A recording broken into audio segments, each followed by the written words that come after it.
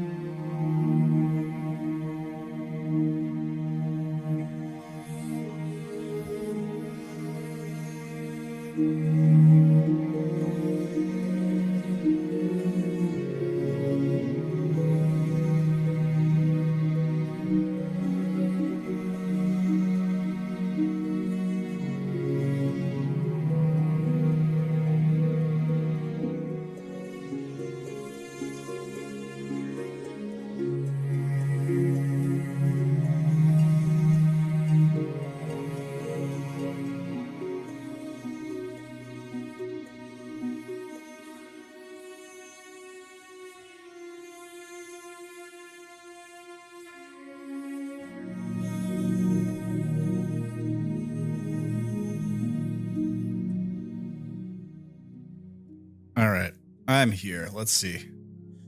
Let's see here. Let me just unmute. Hello. Hello. Howdy. And welcome to Forest of Flesh, everybody. What episode is it? I forgot. I didn't even change the title on the stream. No, it still says Eclipse Phase. Welcome to Eclipse Phase FOF edition. I hope everybody made a character. Let me fix. It's episode 129. Here, I'll update the stream title while we're live. 229.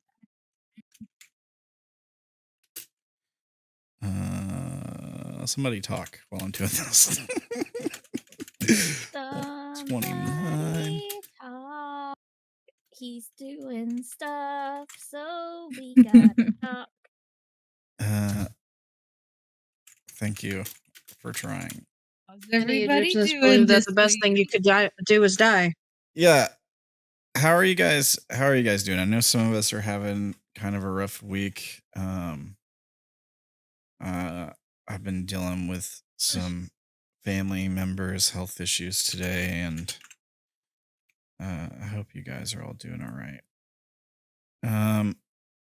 But at least we can come together and chill out and play a game and what are they calling it these days? Vibe for a couple hours. So what the whippersnappers are calling it now.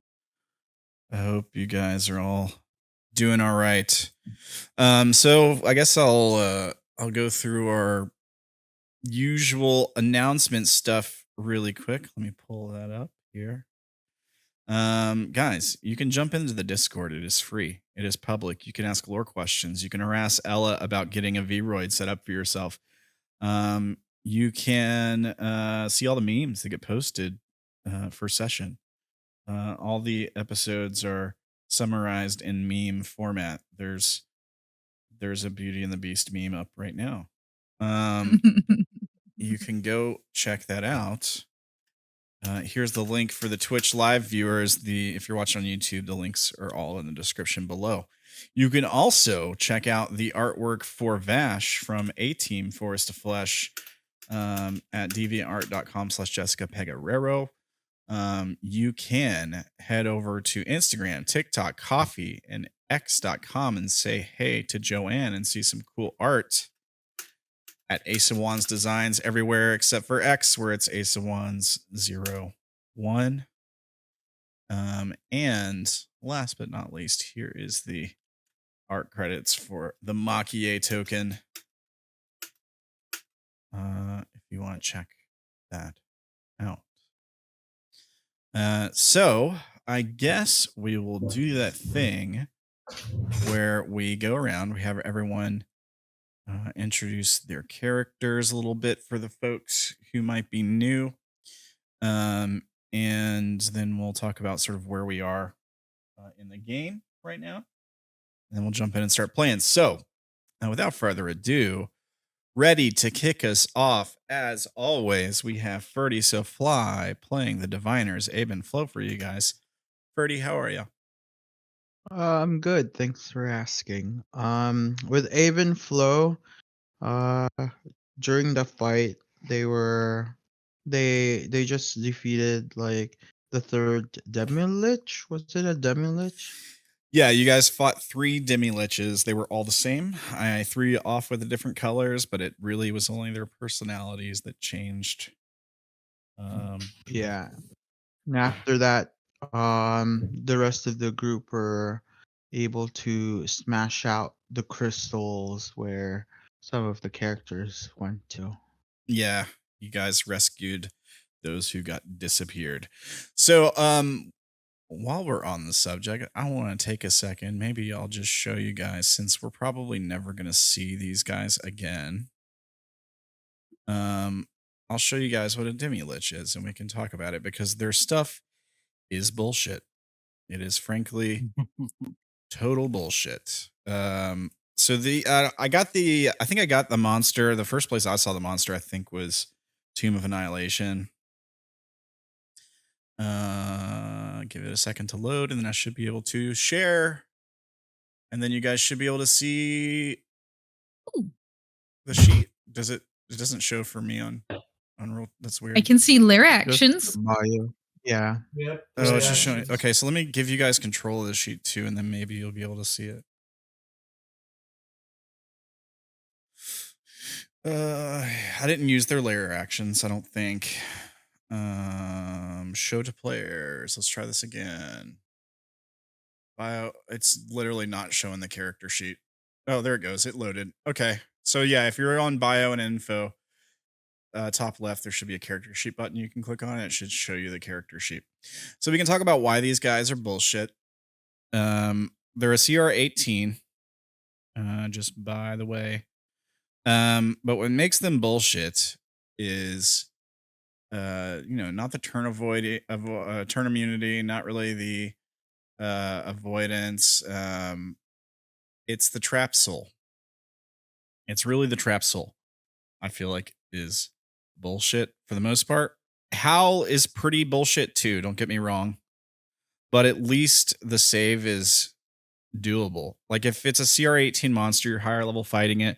A DC 15 con save is not something that's going to wipe the party. I feel like that's reasonable.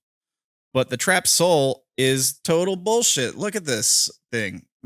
So it's just anyone within 30 feet that I can see, DC 19 charisma save, or you're gone. By the way, if you guys took longer than 24 hours to figure out how to get them out of the gyms, they're dead forever.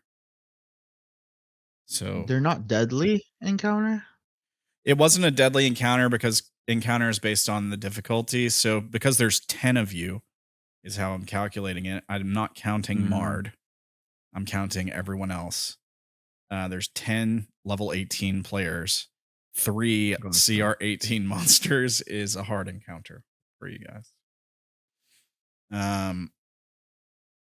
So yeah, but I mean, typically you'd throw one of these guys up against 4 level 18 players. You know what I mean? That would be like a medium, I think. So even if you succeeded on the save, there's always a chance that you could be trapped in it anyways if it drops you to 0 hit points. Yeah. Oh my gosh. Yeah, it's bullshit. Also, like their what is it? I thought they had a legendary action that was bullshit, but no. It's just the 2 actions, the howl that recharges, which at least it recharges. I feel like Trap Soul should recharge, but whatever. It doesn't. Oh wow. I mean, the howl thing is they can trap something that soul other every round if creatures they want to. have. They can trap soul every single turn they get if that's what they feel like doing. Yeah, it's retarded. Jeez. Are we 10 minutes in? We are. I can say retarded. Okay. Yeah, it's just Ramblin', we've been cussing long. I've been saying bullshit this entire time. There's gonna be so many bruhs in this video. I was about to say you're worried about saying that, but you've already been cussing. Hey, if you don't want to hear all the bruhs, join Patreon. Yeah. You can get the raw video. For the low price of $2, which you can't beat in this economy, you can see all the uncensored videos on the Patreon. I don't know if I can technically say uncensored because it's not like there's anything crazy. And I think that also flags the YouTube. And they're like, oh, he said this magic word. We got to demonetize. I think they are edited slightly. I think the correct term I'm supposed to use is unfiltered or there we go. Something like that. Unedited. Yeah. Unbrud. Unedited, unbrud, unoofed. Yes. You can see all that on the Patreon. Okay. Sorry to interrupt our introducing order. Thank you, Ferdy. Good job. Good job dealing with those demi liches. Up next we have Maury playing the antagonizing god character, Lucero. Maury, how are you? Well, I'm currently waiting to see if I get a reply. While also putting 50 bows in Mere Christopher.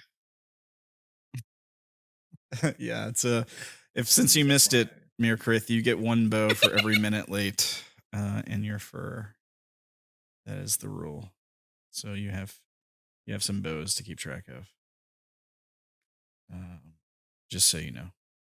But they Describe really the bows. The good news is they really bring out your eyes. Describe the bows. Tell everybody what you said. They're all made out of a nice, pretty satin. They're all different colors. I had multiple girls, so I am used to this.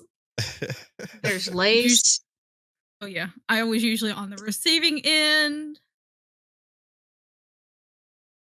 Yeah. Okay. Fine. Okay. Yeah.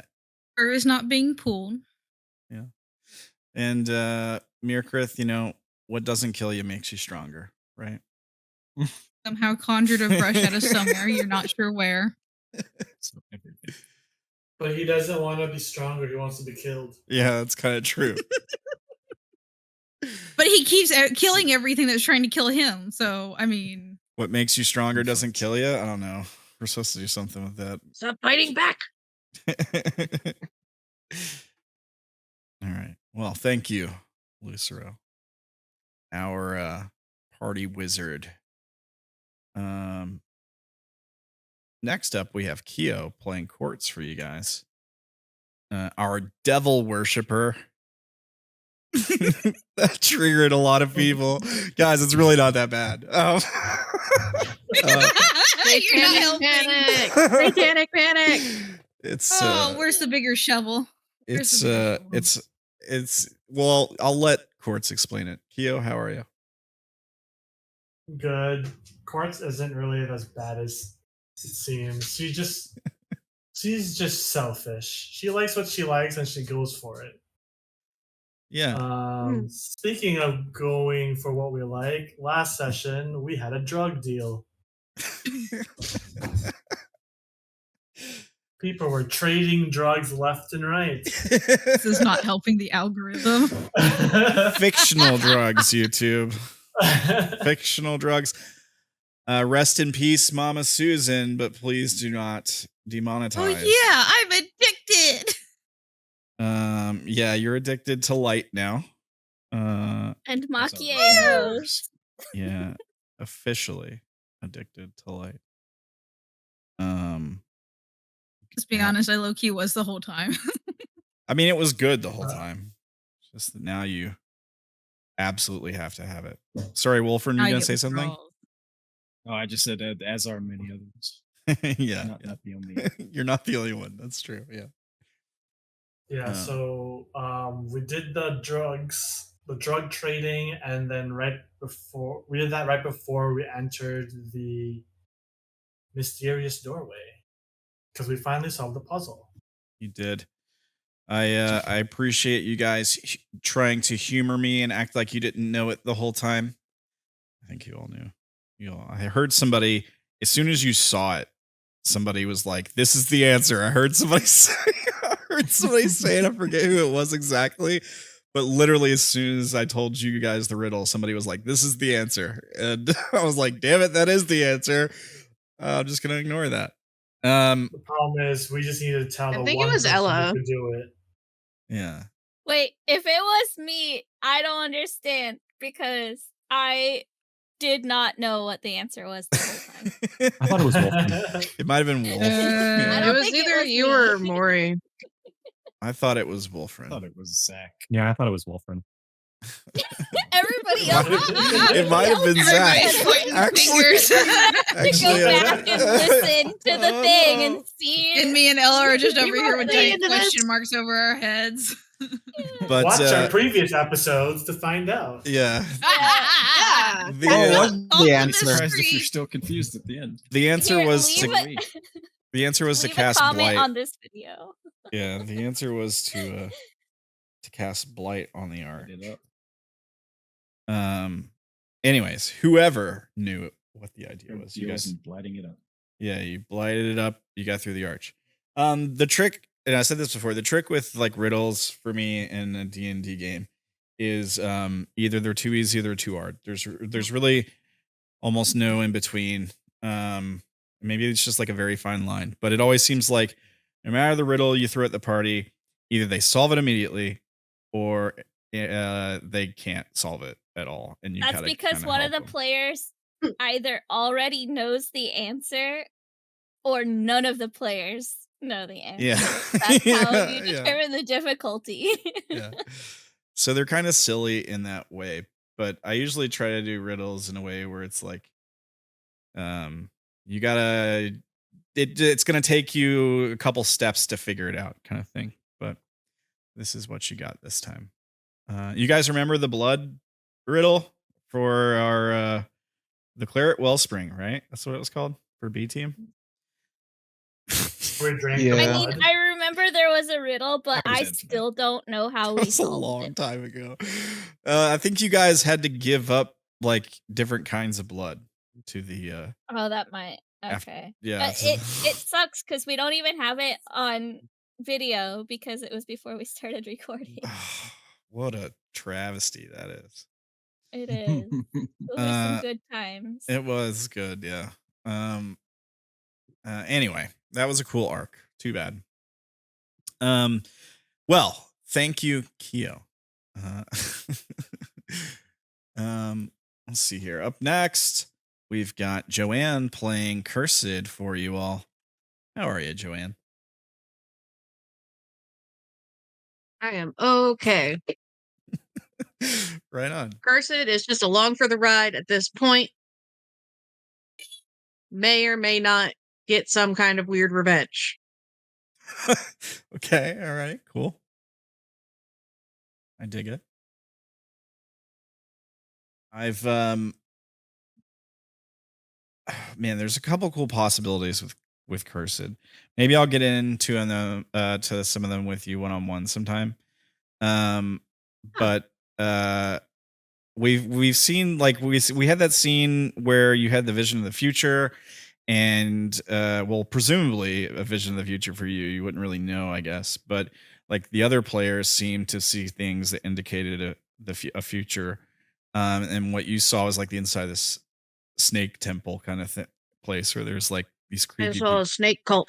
Yeah, and maybe they were summoning something. Something was happening. So I think that's one possible direction. My we could take. dagger also talks to me now. Yes, it does. It do talk to you. It do be talking to you. I've got plans for that too. I am snake cult. Snake lady, no step. Snake. Cool. No step on snake lady. Yeah. Only if they enjoy it. What? Make your god a little tube sweater and make him a happy noodle. Just cut the toe off of a sock. There you go. This is how you live now. I mean, that works if they're that size, but It's a very big what snake. size are they? Very big Very snake. big You're sock. gonna need a very big sock. You're gonna need a giant sock. We're gonna have to cast enlarge on it. Or I guess we could cast shrink on Enjoy the while you bottom. have it. Yeah. Maybe I'll tell you a little bit of a story about old Samael today. Maybe we'll get into a little bit of that. It's a good lore episode today, probably. But at any rate, thank you, Joanne. Next up, we've got Wolfrin playing Mirkrith. Wolfrin, how are you? It's a day that ends in Y. It is. For the record, I didn't think that the Demian witches were shit, but then I have other goat-like experiences to compare it to, and in comparison, it was not bad. The goat thing was kind of bullshit. Yeah. So it wasn't that bad to me. It's only one session. So let me explain the good things. I don't think some of the new people understand the context of it. So when B Team first met this group of assassins that I mentioned earlier, they kind of went toe to toe with them. Sort of. They assassinated the Wolfrin as Havoc, assassinated the guy that they had took the job from. Like one hit killed him, and then it started a whole like showdown between the cult and all of the guy's guards because they were on his property in the Five Rings. He had like a big walled-in mansion essentially, and so they went like toe to toe with them in the fallout of it. And the circle was kind of just like having fun with them, but they had a sorcerer with them, a dwarf sorcerer, if I recall. and he polymorphed Havoc into a goat. And then they just like kept him like as a pet, if I recall, because he couldn't get out of 4 it. sessions. Yeah, for like Well, Place him in a the stack. combat was extremely long. yeah, the combat Yeah, went and several to- sessions. It's a Yeah. 3 or 4 To be session fair, combat. it went that long because Havoc went and did this on his own, so the rest of us had to catch up. Well, so An it was supposed to armed be fortress. Yeah. Yeah. it's supposed to be a recon mission that was like, oh look, an opportunity. Yeah. Yeah, He saw the exactly. opportunity and took it, and that's when everything hit the fan. Why would I It ever was- expect there would be consequences for my actions? It was like an armed fortress, and the rest of us were still outside. Yeah. Yeah. We didn't know what was going on. And then the next thing we knew, Havoc was a goat. And we didn't even know that because we weren't there. We were just holding a goat. Yeah. I think you guys just ended up being tipped off because you heard the sounds of combat and like alarm bells, essentially. Or something. People shouting. I don't remember what it was, but it was after he killed the guy. I mean, he killed what was the guy's name? Ruva or Died something. like a I punk. don't know. Crude Yacht. Yeah. Crude Yacht Crude Yacht, Vistaris. Yeah. Yeah. This He old was the guy. big bad guy, so I was like, oh, let's see if he can take a hit, and then he died in one shot. Yeah, he was just an old man. He was like a former military man, like general or something, but he was old.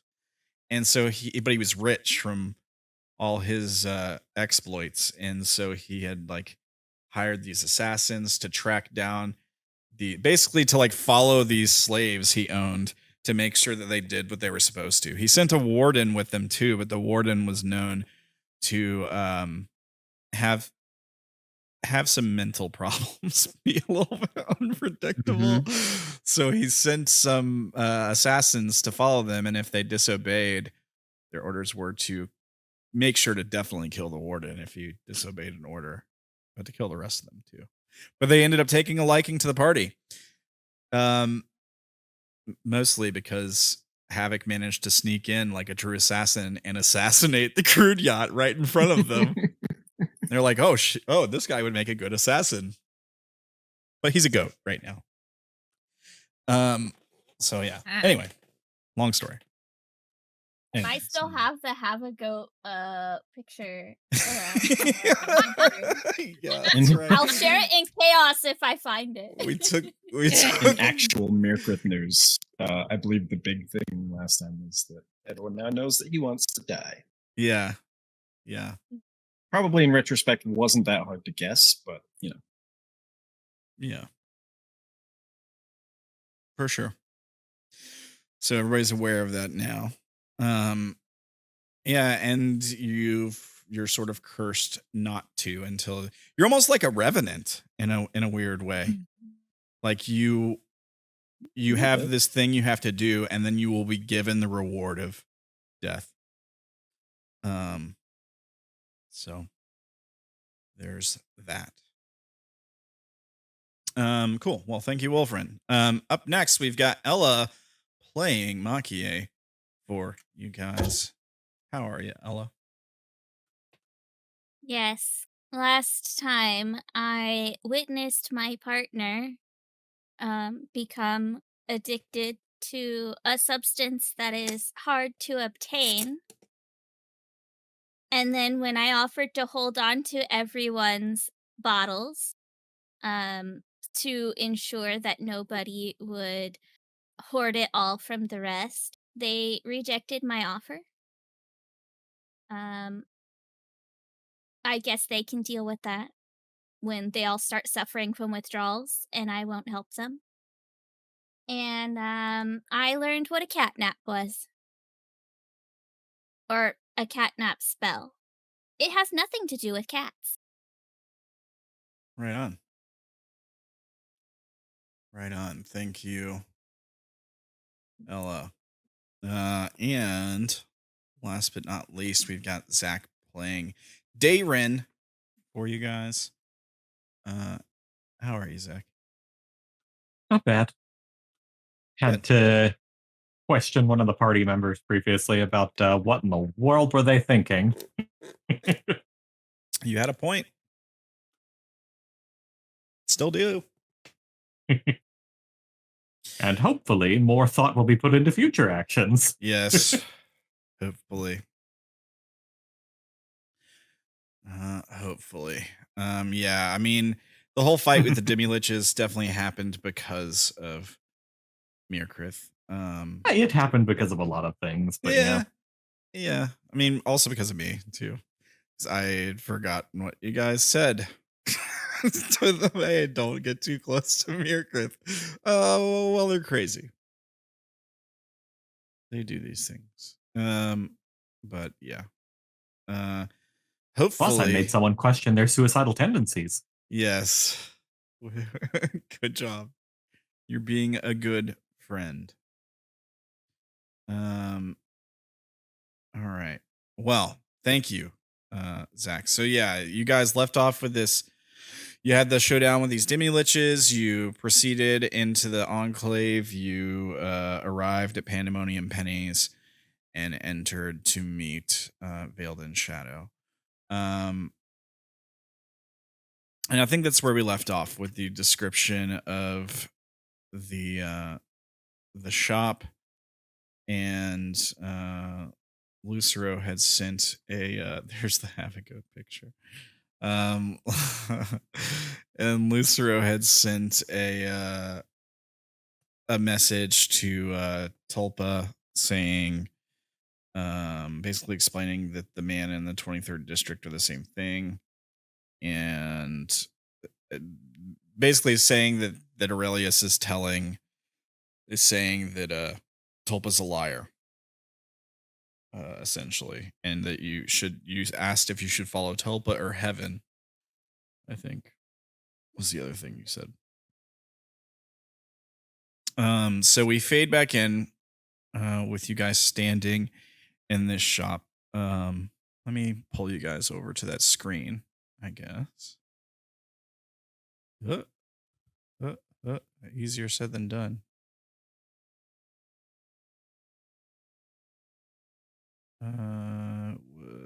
Was here, is that it? Yeah, this is it, right? Here we go. Lucero, you get a response from Tulpa as we fade back in.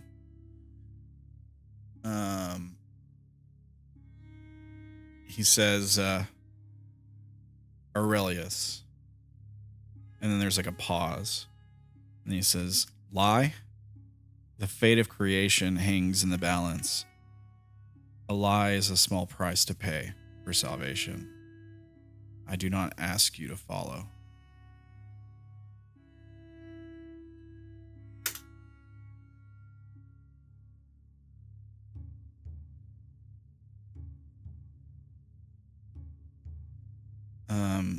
Looking back up, I'll read the description for the shop once again for you guys. As the creaking door swings open, a dense cloud of exotic incense greets you, the sweet and pungent aromas mingling to form a heavy cloak that seems to obscure your senses. Before you stretches a shop cloaked in shadows, dimly lit by gray pale light emanating through a circular hole in the ceiling.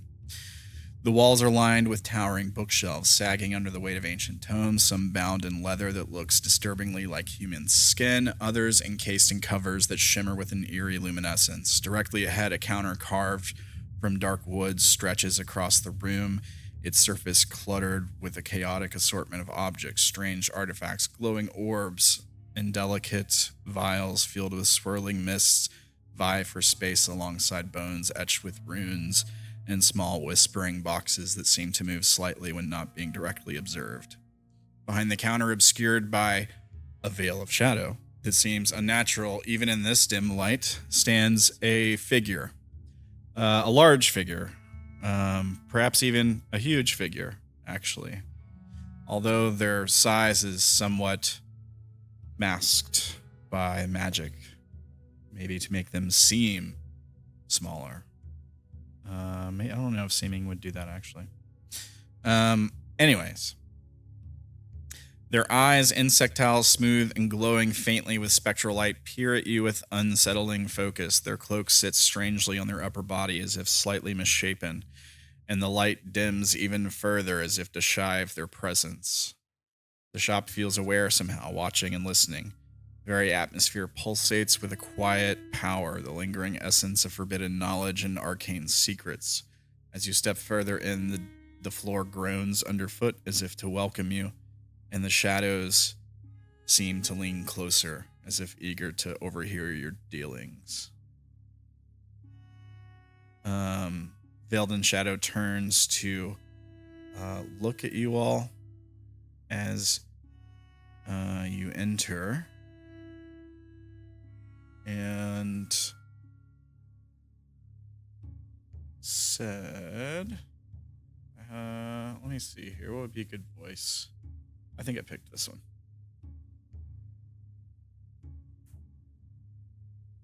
Finally, we've been expecting you.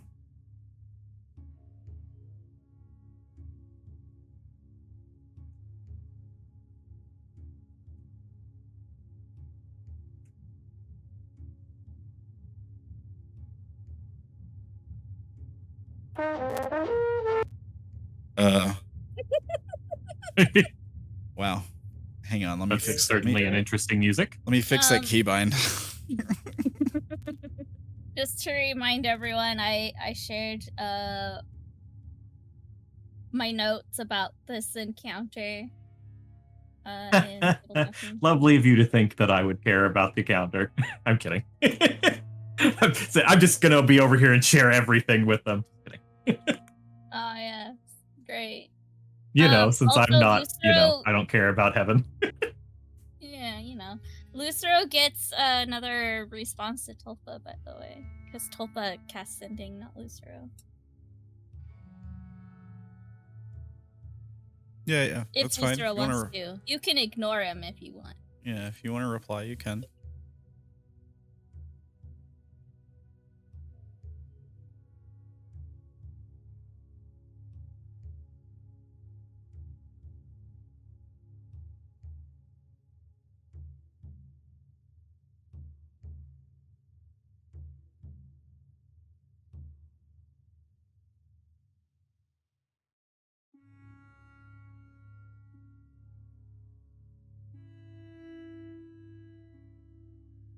Trust is built on truth.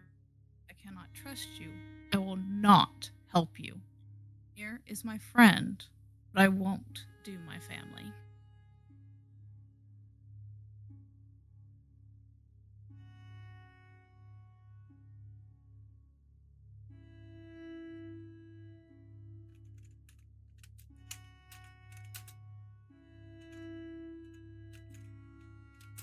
How many times can Tulpa cast Sending? He has 3 a day, if I recall.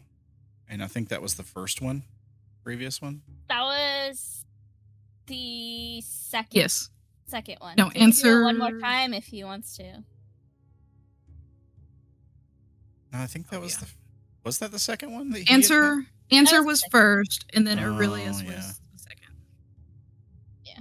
Well, he's got to talk to somebody else too. So in that case, you get no response. That's all we get.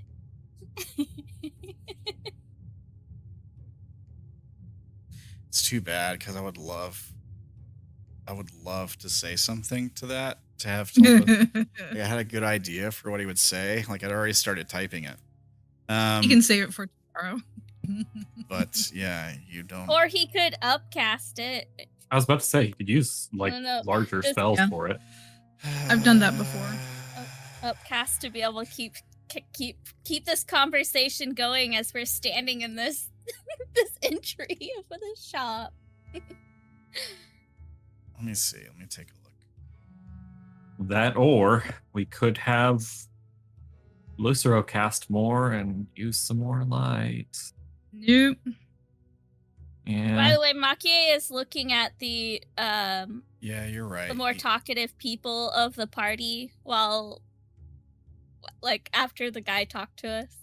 She's looking at you guys like, okay, you guys handle this. Yeah, I think it's better to just have him not respond, at least for now. Okay. I almost like the idea of an abrupt end. Yeah, and him looking unfavorably, perhaps for the first time in a long time on the show. So yeah, I dig it. Luce will offer the shopkeeper a hand to shake and go, pardon for our lateness. I don't think the shopkeeper takes your hand. I think they ignore your hand.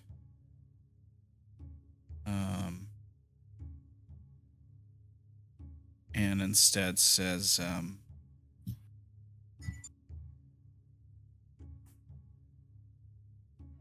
I understand you've done some good work for the alchemist. And now you seek our aid against the beast.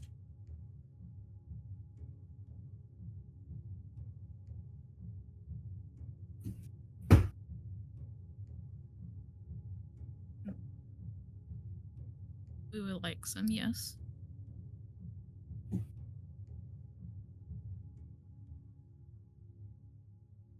Well, what do you have for exchange?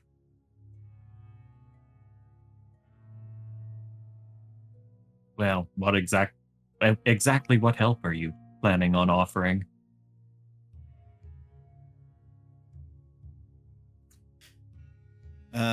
The figure steps out from behind the counter, towards the back of the room. Quite a bit taller than all of you. It holds out a hand as if to gesture to a stairway towards the back of the shop. And it says, well, let's make our way upstairs. We can discuss. For the time being, you have my word that you are safe here.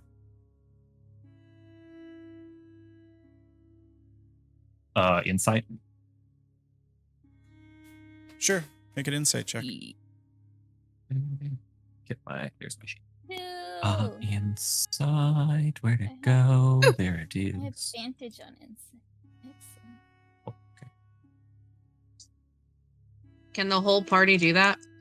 If you want to, yeah, you can. We're all here. So. Yeah. God, why is my stat so bad? Did it not? Oh, there it is. Okay. I see nothing. I do nothing. I'll roll in secret.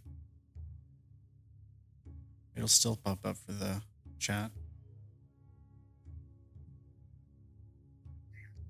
I don't think. There you go, quartz. I don't think I have advantage. So Cursed, man, he rolled a 3. Straight up. So Cursed, yeah, seems legit. Like, seems like he Great. seems like he really aims to protect you. Everyone else, he's hiding something. It's not necessarily that he poses a threat to you, but him saying you're safe here is not completely true. Like, there's definitely more that this entity knows about you being at risk. Okay, somebody got like a 30. Okay, making sure. I was just checking to see if I could, like, because I have the technical opportunity to increase that roll by up to 10. I just didn't know if, like, that would get us any more info, but I don't think so. Cool. He rolled a natural 3 for a total of 17. Got it. Oh, so he's got plus 14 to whatever it was. Definitely wouldn't have told him. That is math. Yes. Yeah, I mean, I have a plus 13, so. That's math.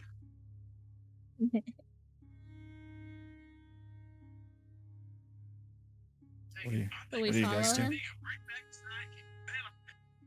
I'm gonna follow him up the stairs. Does that go for everybody? Yeah, I'll follow behind Lucero. Yeah. Can I look around at the shop and see if there's anything like obviously out of place first? Yeah. Person is probably first one up those stairs. Make an investigation check. Okay. Yes, I did put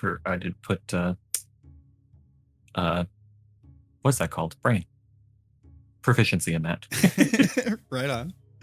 28. All right, so here's what happens. You notice when you start to turn to look, as you turn away, he's already like headed up the stairs. Maybe some of the other folks are already kind of going up the stairs behind him, but he turns back and looks over his shoulder towards the door. And like you see the hand he wasn't gesturing with kind of like flicks towards the door slightly. When you turn to look around to see if anything's out of place, you see the latch on the door close. And then you see the faint shimmering of runes on like near the door handle. Like he locked the door. And also there's like a magical effect on it. I had assumed so, yeah.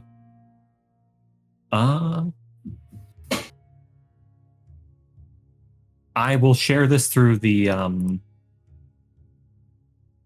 mental psychic whispers. So pretty much everybody except Quartz knows this. Okay.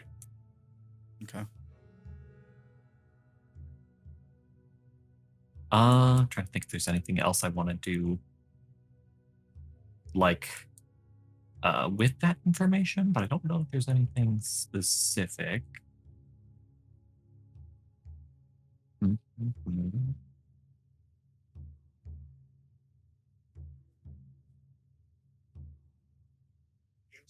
I think that's it. Actually, can I linger and try and pick that lock? Actually, no, he did it magically. I probably know that's probably not a good idea. Never mind. I mean, you can if you want to. You saw the runes. He did it with magic, so yeah. The thing is, make a Arcana check. No, I'm not good at that.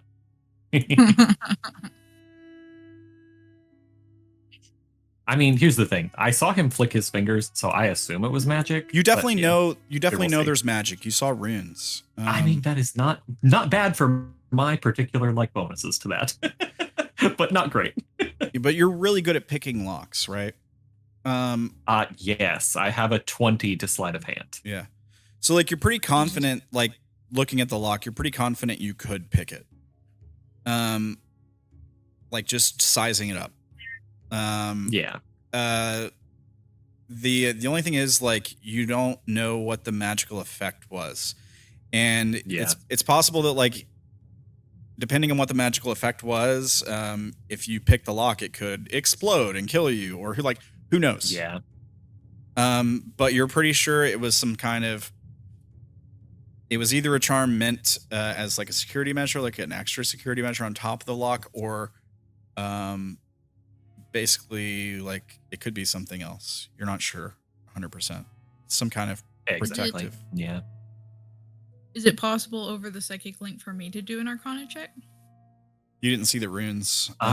Yeah. I guess you could telepathically show the image of them. I could, yeah, because it does say that in Psychic Whispers you can bypass not sharing a language like that. Let me make sure where'd it go?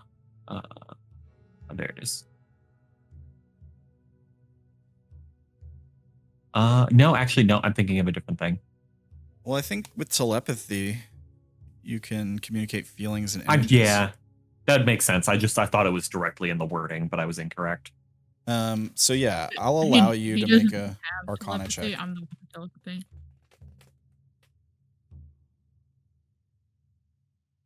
If you want to make an Arcana check, Lucero, you can. All right. So, looking at the runes through Daeron's memory of it, it looks like a ward, which means A ward is basically a spell that you would cast to. It can trigger another spell effect. Basically, it's like putting like a trap. It's a trap. Yeah. Yeah. But with magic. I would warn now. him that it's potentially dangerous. Leave it alone.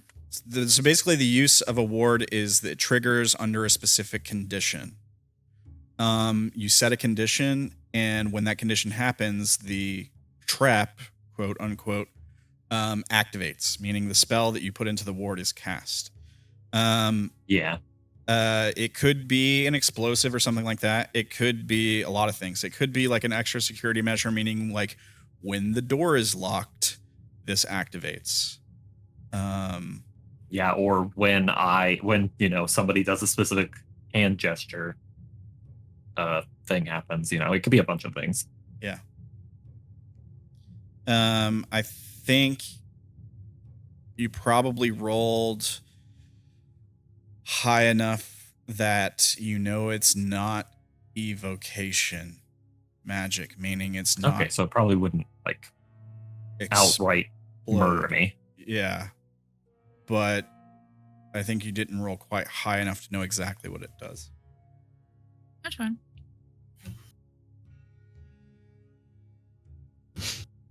You know what? Yeah, fine.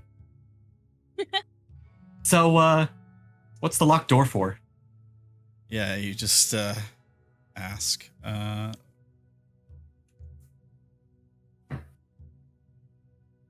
Protection. Don't want anyone interrupting or listening in. Seems we have private matters to discuss.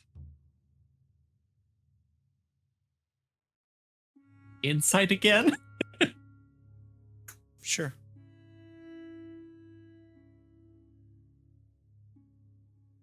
Still 23, goodness.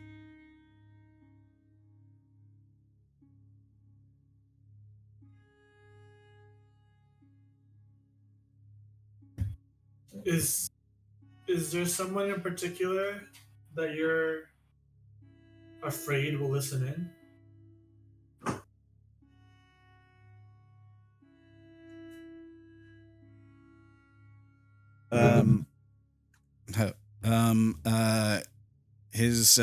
As you reach the top of the stairs, he stops and turns around, and you all, anybody who rolled higher than a 22, on the insight, couple things. Nice. First thing is, he's trying to convince you, but he doesn't seem deceptive this time. Second thing is, when he turns back around, his eyes linger on the demons in the room. Cursed, hands, Ruin, Mard is not currently alive. Faithless sorrow. Yeah. Question: Faithless. Does he look at me? His gaze doesn't linger on you. No. Interesting. What about Lucero? Lucero. No, I don't think so. Huh. So some sort of, or at least maybe just the fact that I'm not quite demonish. Anyways, I think it might be because maybe the amount of color. They all technically serve. True. Maybe that's the case Prince more. or whatever. Yeah. Prince, yeah. Okay, I could see that. Yeah, and he says, here, hang on, let me fix this thing. Is that the right?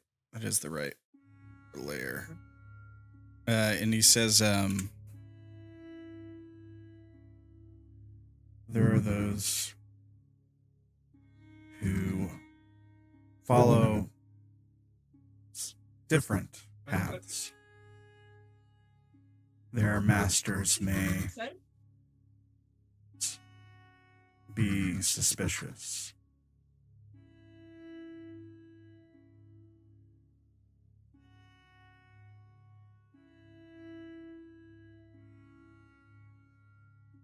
Oh, should we leave them out of the room then?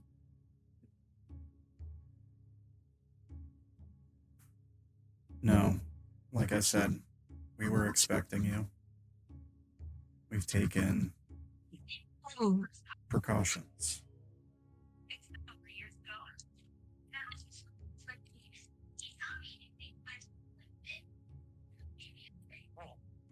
How did Oh, I don't know why the map was on the GM layer, but the map was on the GM layer for a second there. Sorry about that. oop, fun. But yeah, this is where you guys are when you get to the top of the stairs. Like this is the room that you see. It's a open room with a bunch of different tables. Yeah, there's two sets of stairs. There's a set of stairs you came up. Those are the ones you're standing on right now. And then there's another set of stairs that go up further. They're right beside each other. And yeah, in this room you have this like landing. There's a bunch of bookshelves and some tables to sit at. And like a glass window where you can see down onto the street below.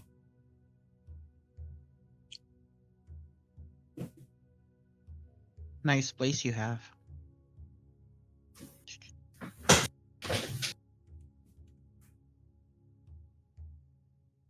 What language is this person speaking, by the way? Just wanted to confirm. Probably Abyssal or Infernal. Okay, just making sure. So yeah, I would most likely be translating this for the resident person who does not speak any of these languages. Yep.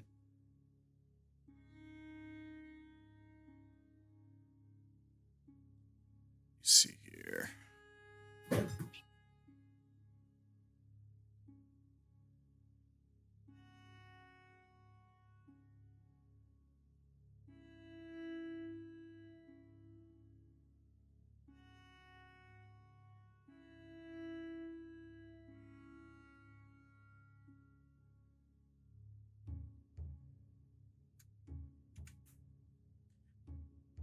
So, you seek to challenge the sibilant beast, the prince of madness himself, a lofty and perilous ambition. Tell me, what makes you think you can overcome his wrath?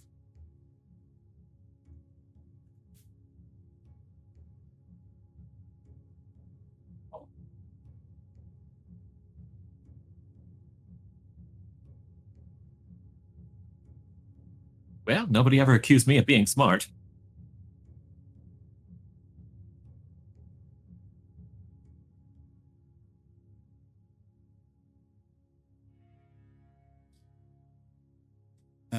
Yeah, the creature sort of like raises an eyebrow at you for a moment when you say that. You swear you can see it even through the mask it's wearing.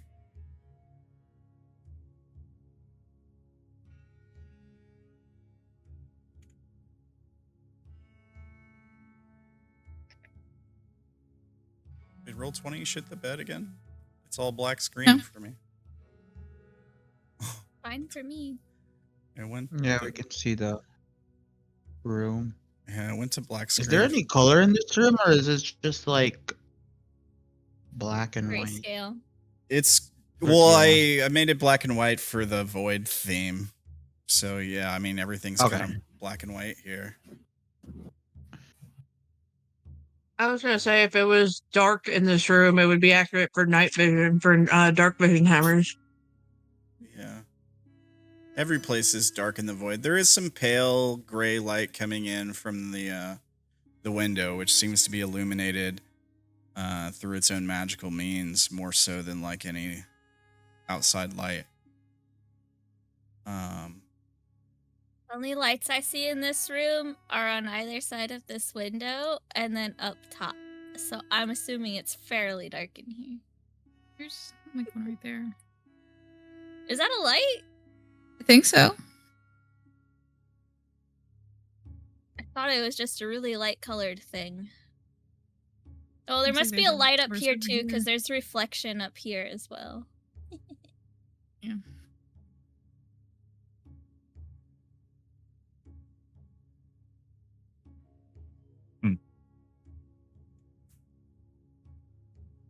We've been watching you since your arrival here, outsiders. I hope we've been entertaining. Somewhat, yes.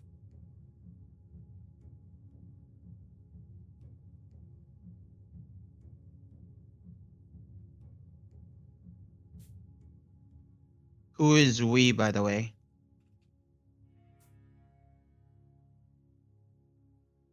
The Hellish Scholar, of course. Are they here at the moment with us? No.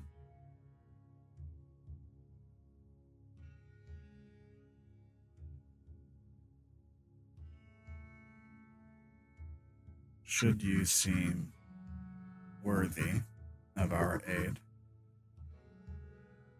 you may meet with them. I'm afraid you'll find the place they stay less welcoming.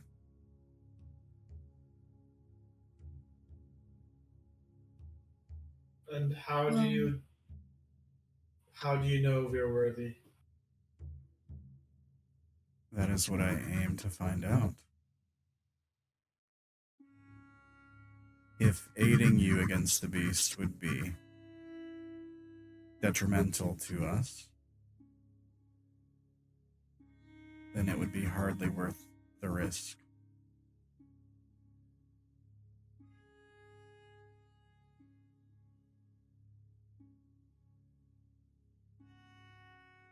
I hope to learn more of your motivations, your strength.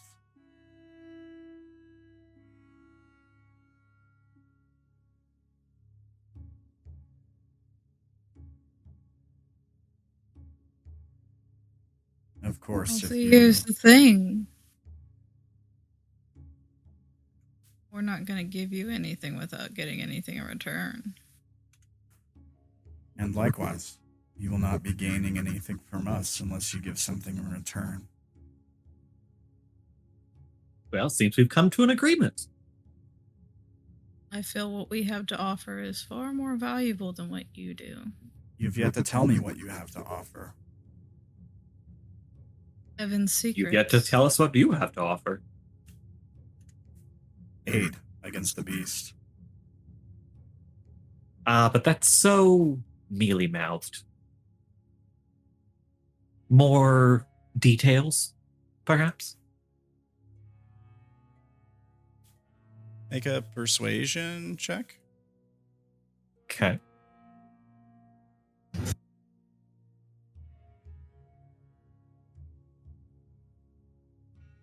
$29. I feel like it's going to beat it. I'll try to roll as soon as my GM layer reloads here. No worries. Let's see. Come on.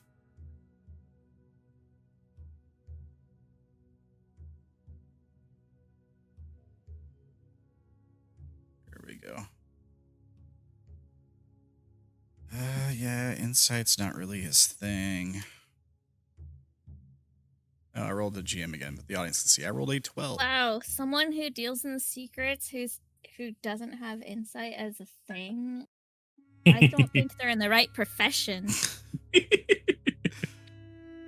He's much better at lying than reading people. Good thing I'm good at both. Let's see here. I know, right? This is why you're my buddy.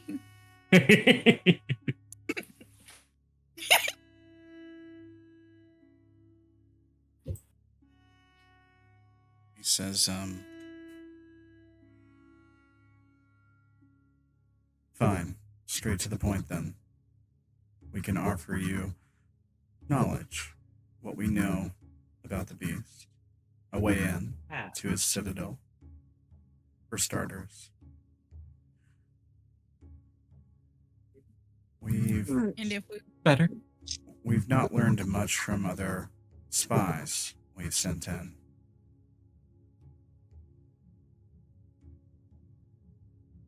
But we do have some information we'd be willing to provide.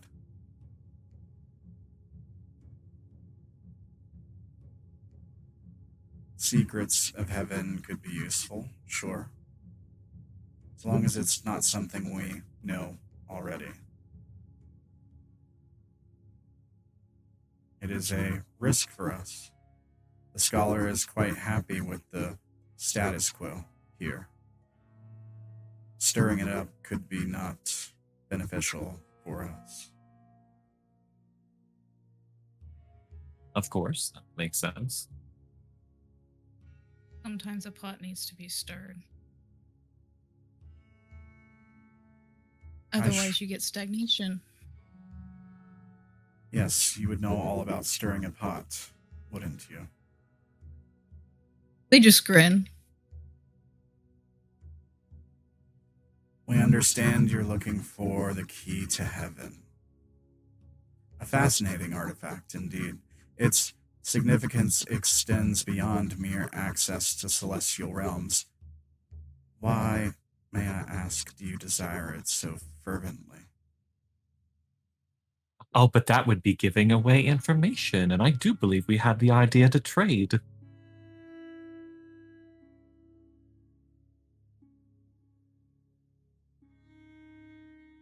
Get us an audience with the scholar and I'll tell.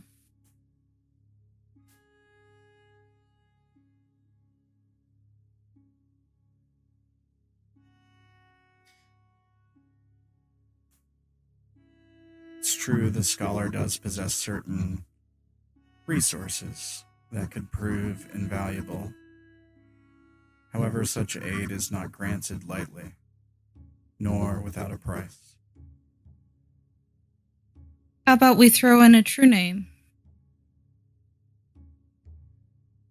For The help. The aid. And I want an item. whose true name? Mine.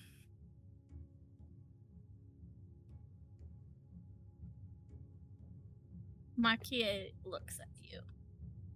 Or stares at you. You They do should not look ask at her. for more. You ask for something inconsequential. Even if we could provide, it would not aid you. One of the things we wanted, upon watching your actions, was you, Lucero. You would make a fine addition for the scholar. However, recent developments have shown us your soul belongs to another. One we do not wish to cross. Not yet. One more dangerous than heaven.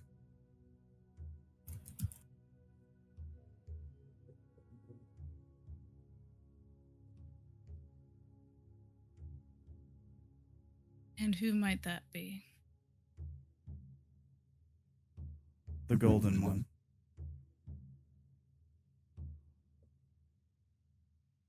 The perfectionist. The dreamer.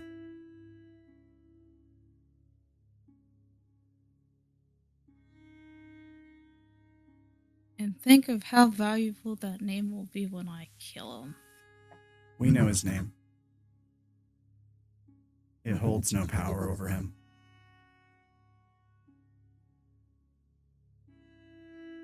But I suppose you don't know his true name. It is Aurelius. He cannot hear And us yet now. you say it holds no power. It weakens him not to know it.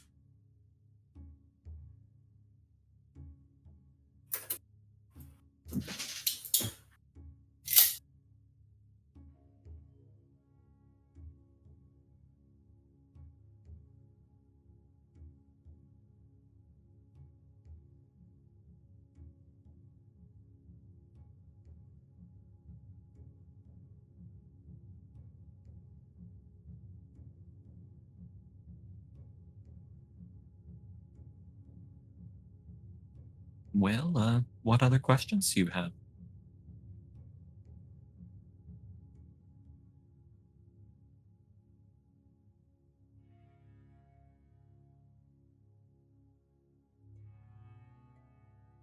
In exchange for our assistance, we require something of equal value.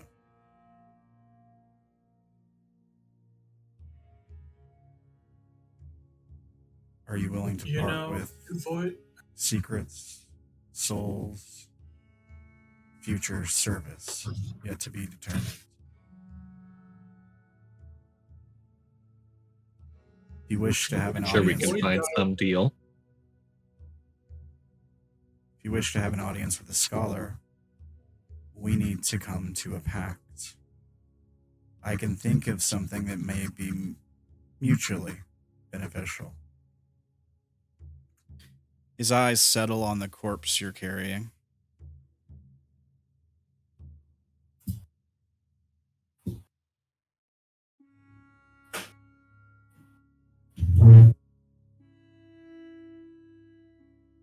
Fetch her, and the golden one will be the least of your worries.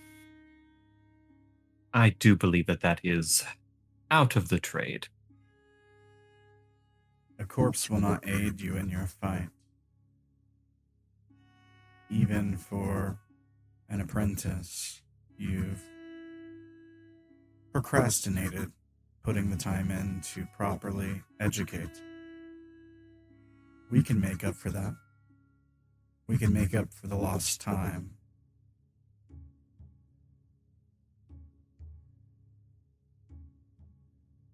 We can bring them to task for you much more quickly.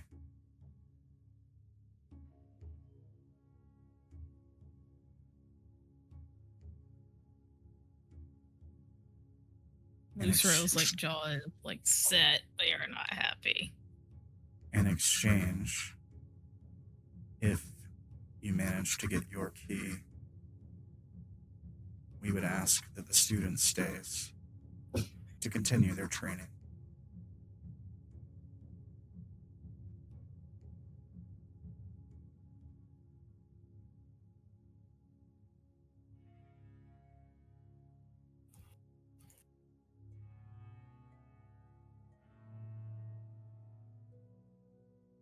Both training.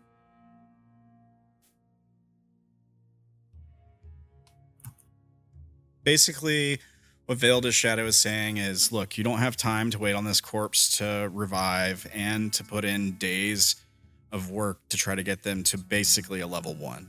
So I can res them, I can train them up to equal level with you in no time, and they can go and help you. However, when you finally get the key and you go home, they stay. And they're talking about Mard, of course. Yeah. Right. Makie is asking which training are they doing? Both what class? Lucero is gonna train them. Yeah, what class? Because Makie's also been training her. She's done more training for her than Lucero's done so far. We would train At them least in to the her, ways. anyways. We would train them in the ways of magic. Of what kind? Because I do believe that my kind of magic is much different from, and like gestures to Luce. The forbidden arcane arts, those that linger at the fringes of the thoughts of the world's scholars. The knowledge hidden in the dark. What is your plan with them after we leave?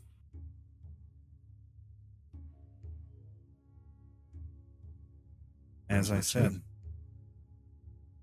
Lucero would have made a good follower for the scholar. Indeed. However, since Lucero is indisposed, we choose this one second.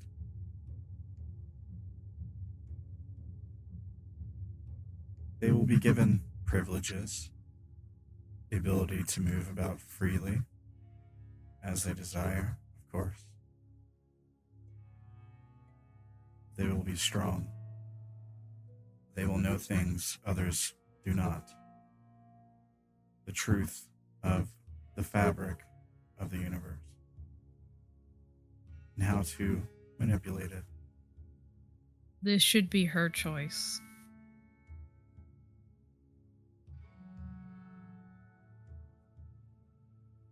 It seems she is currently not here to make it.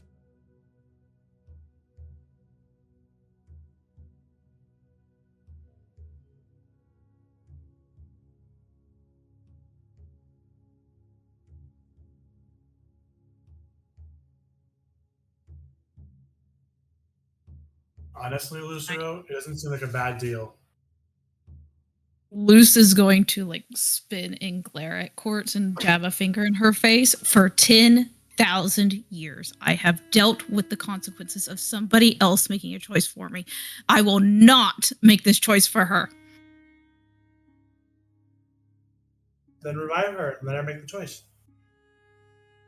Lucero is right to be mindful. Dealings with the demonic are binding and absolute. There's no room for regret once a pact is made. You must be sure you're I'm ready. sure there's room for regret, just nothing you can do about it. You must be sure you're prepared to pay the price, whatever it may be. How about this? We do it, but at the end, she gets a choice. If she decides this isn't what she wants, once we take care of the golden one, I come back.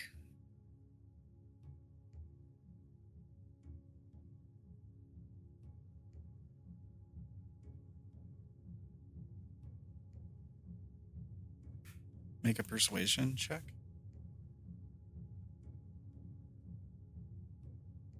I'm horrible at those. Yeah.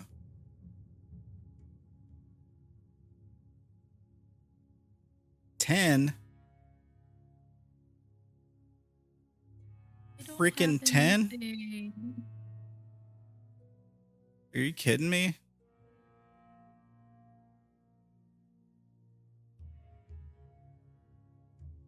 I got a +2 and I rolled higher than that. All right. He says, Can I tell Lucero? Come on, Lucero, you can convince him better than that, and then give Lucero bardic inspiration. it's a little late now. Somebody else has rolled after Lucero. For any other rolls after. Okay, sure, yeah. Says, we've no assurances that you'd be able to deal with Aurelius. Let alone be free of him. And it would be a pity if your quest were to end in madness like so many before you. The path you tread is thin. The fall is deep and dark. You must understand. Our assistance comes at a cost. I could provide you with knowledge to navigate the beast's lair, perhaps to avoid traps, perhaps even exploit weaknesses. But knowledge of this kind is dangerous. So, I implore you to decide. Will you dance with shadows to fight madness, or walk away?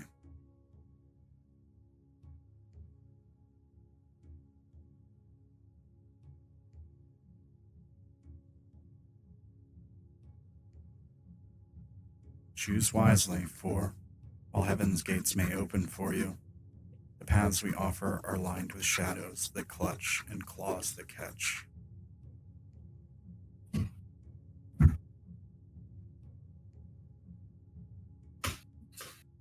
Luce is going to turn and look at Makie.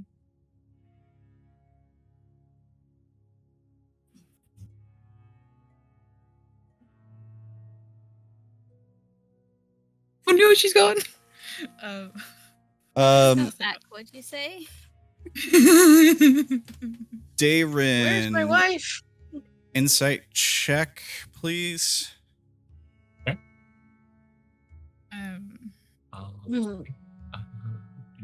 I did not manage to convince him, so I have to choose between me or Martin. Still a 23. Okay. So, Darren, one thing you pick up on is this creature, like, while Lucero is, like, agonizing over this choice, this creature seems to be drawing, almost like feeding on it, like drawing pleasure from it, the agonizing part. It's holding itself back, or at least trying to, like, from this seeming too obvious.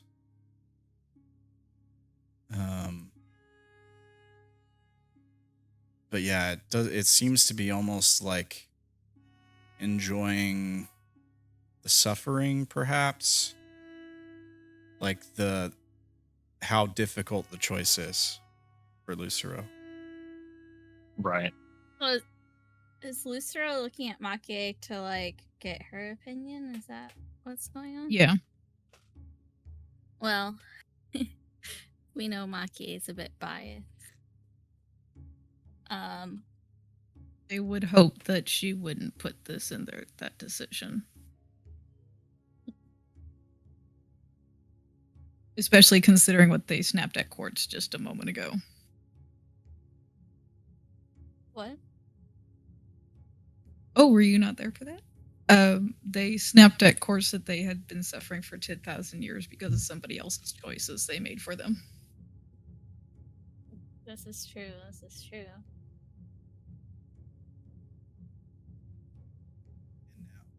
And now you must do the same thing, perhaps. Maybe it's come full circle.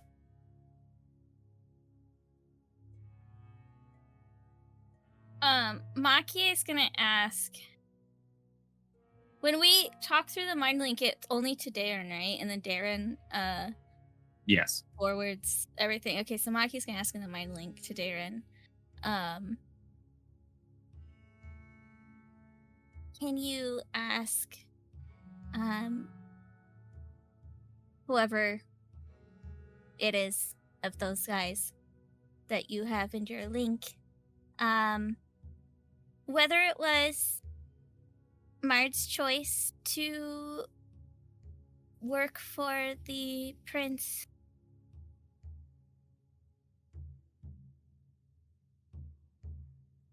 Yeah, I'll pass that on. I don't know if she knows who all is in the mind link. She's assuming somebody's in the mind link that can answer that question.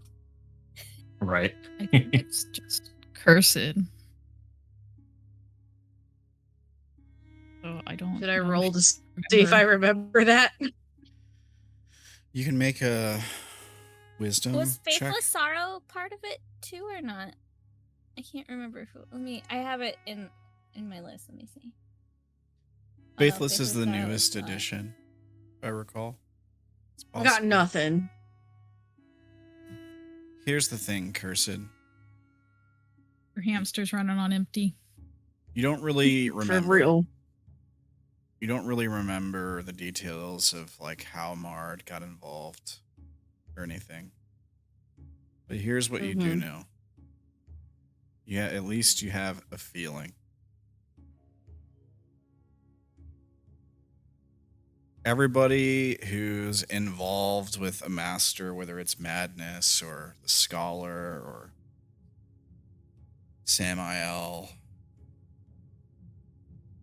it's always done by choice. We all make our own choices. We all are where we are because we deserve it to some extent.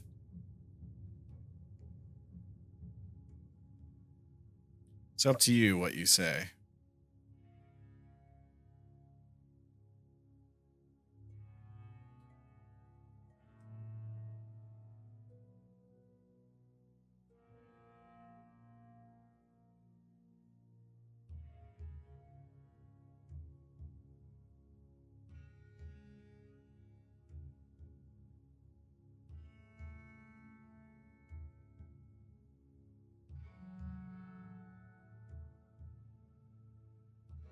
Sorry, I'm stuck on one option, and it would probably lock my character here.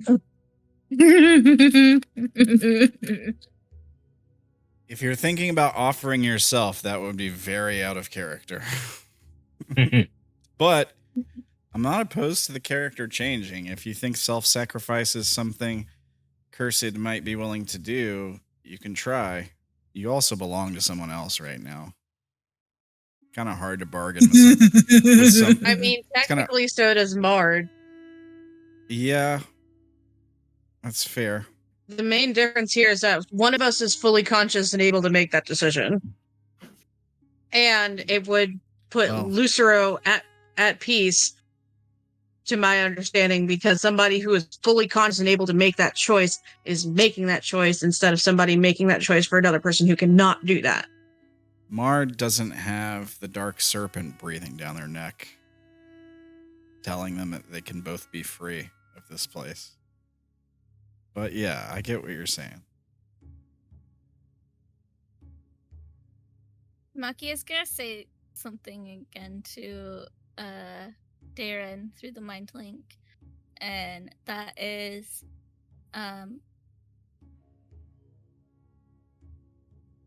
tell Rusero that if he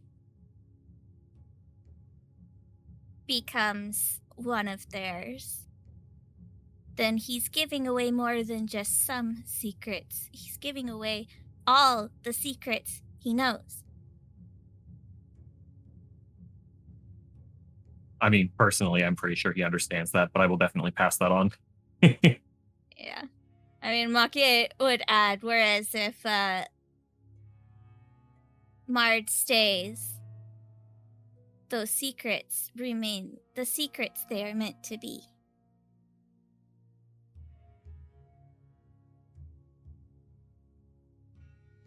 Can we trade to Yeah. at least keep her conscious? I'll also pass on the fact that he seems to be like savoring your anguish.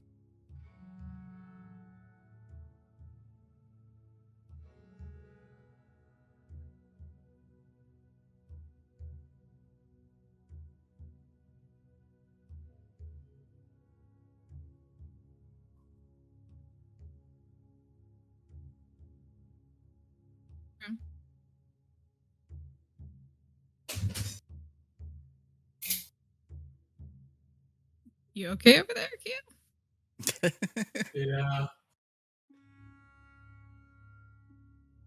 Yeah. Lucis. So no Luce one has care. Build in shadow. What can we trade to at least get her conscious?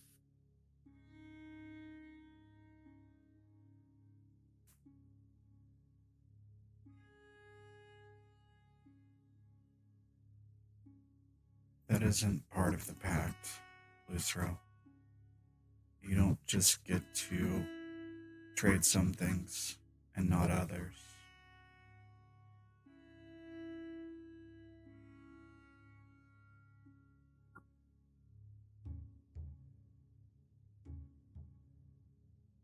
No more deals. If you want to wait for her to regain your faculties, you can stay here for the time being. However, time is of the essence. I am sure the beast will be expecting you. I'm sure that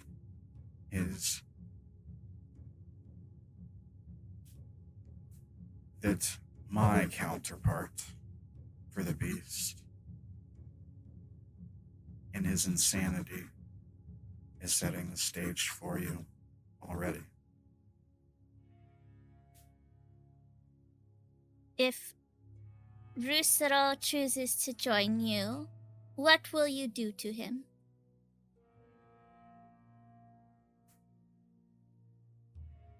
What will you make him do? I do not think Lucero would be suitable for our pact.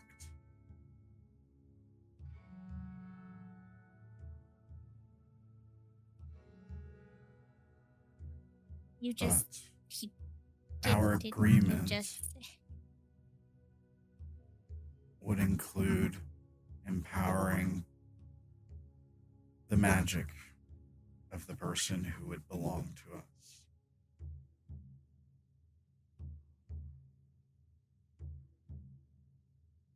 Confused. Didn't he say they would prefer Lucero, but they would take his apprentice? Yeah, well, They would yeah. prefer Lucero, but Lucero's already got someone on claim. Yeah, exactly. Like they said that they would prefer Lucero, but they can't take Lucero because somebody has a claim on Lucero's soul right now. They can deal with the sibilant beast being mad, but they can't deal with Aurelius being mad. Yeah.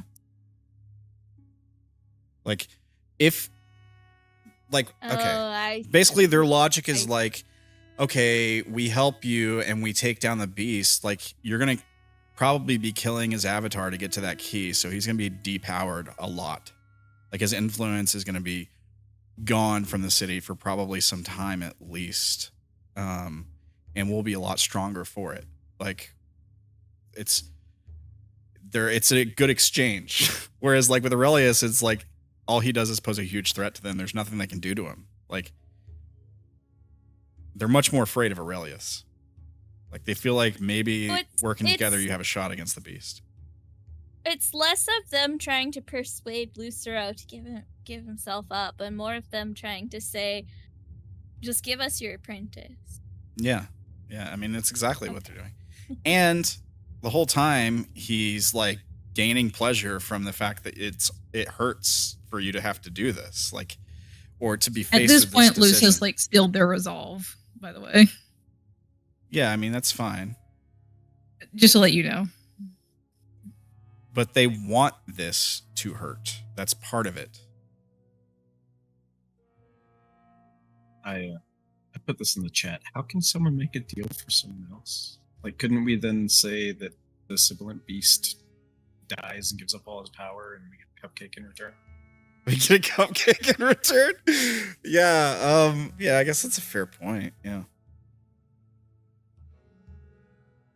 If the person has no say in it, how come we can't just make some weird deals to screw people over? Well, you make a deal that, like, hey, the sibilant beast just doesn't exist anymore. Yeah. Yeah, I don't know. I mean, there might be some sibilant beast agrees to not exist anymore. Like, you know. Yeah. Because apparently it doesn't actually take any input from the person that is part of the deal. Yeah, I mean, that might be a fair point. I think part of it's because, like, me and Mart have that, like, tiered relationship. So, in, like, their eyes, I can make choices for her, kind of like a parent can make choices for a child. Yeah, you're almost like a surrogate father to Mart, who came back with no memory of anything recently, like within the last couple days. As a master to an apprentice, you can say, I can't take care of your training anymore. I have to pass you off to this other person who I know can do the job. Which would be fine if she was conscious. In that situation, they could go, okay, I don't want to train anymore. They can't do that in this one. That's their whole thing, is Mart is not conscious to make this decision. Yeah. Pretty's asking if they can speak common. I'm assuming you mean the veiled in shadow. Yeah. Let me see. Let me see if they can. Let me check their sheet. No, but they do have telepathy.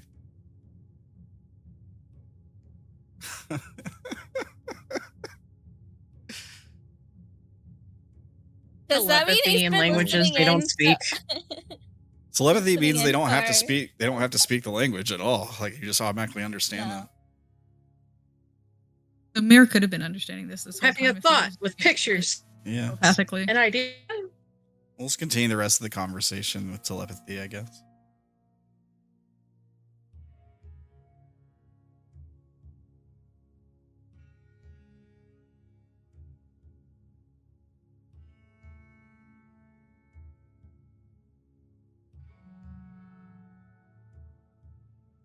From the way I see it, we have what you want, more than you have what we want. Either way, we can get what we want, with or without your help. You just facilitate an easier buy.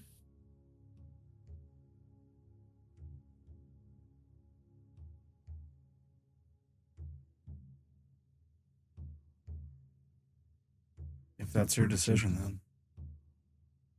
It seems like you need us more to get home than we need you. Got a lot of work to do there, Lucero.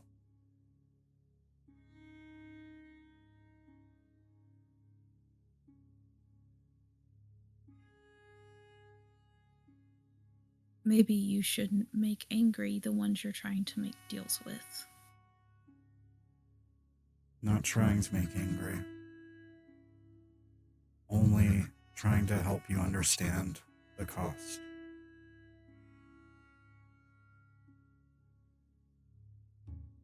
If there's anyone I else came into available, this perfectly understanding the cost. What I will not do is I will not have my emotions manipulated trying to get at somebody I care about.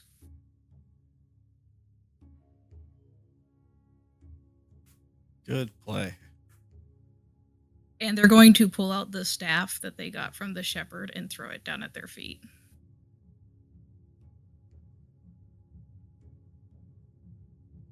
Okay.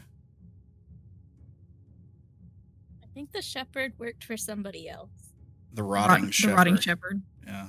Yeah.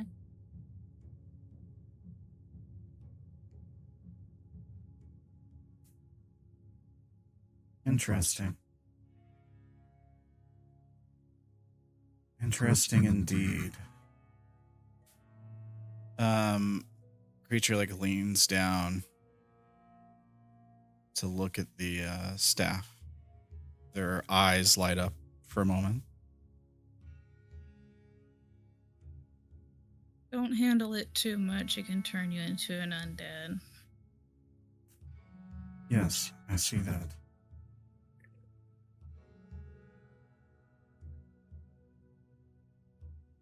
A valuable tool against the rotting shepherd. Without his artifacts, he is weakened slightly.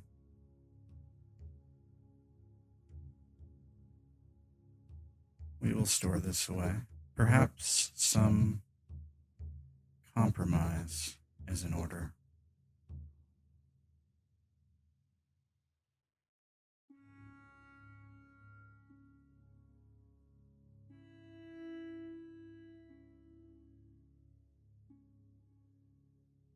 Lucero, you wish to stay?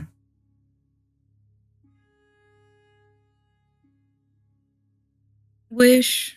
No.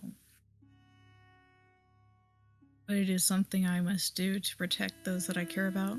I will.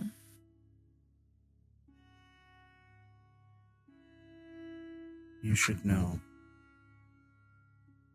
If you were to take this bargain and you were to stay here, you would be unable to protect those you truly care about when the time comes.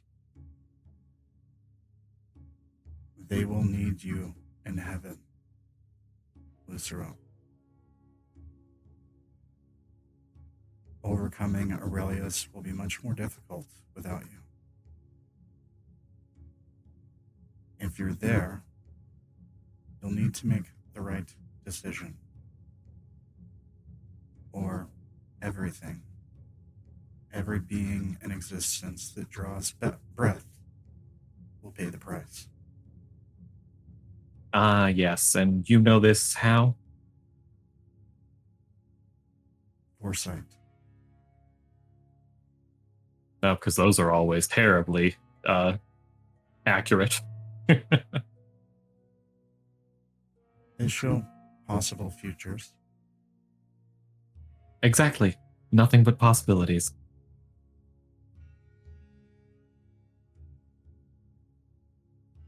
Somehow they all lead to the group of you. Oh, well, now you're just going to give me a big head. Yeah, I told you had to go back. Oh, no. If you're staying here, I'm not going.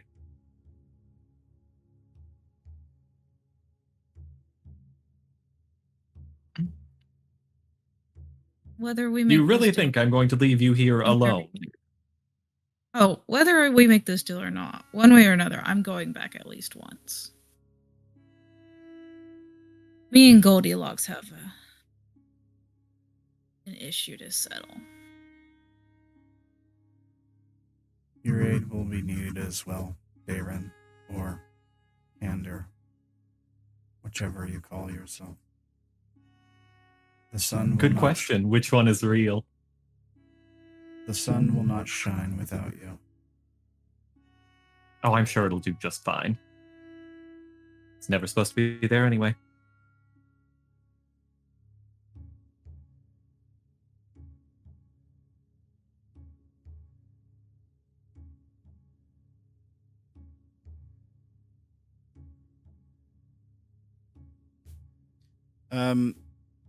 The creature looks over to you, Lucero, and kind of tilts their head slightly when he says this.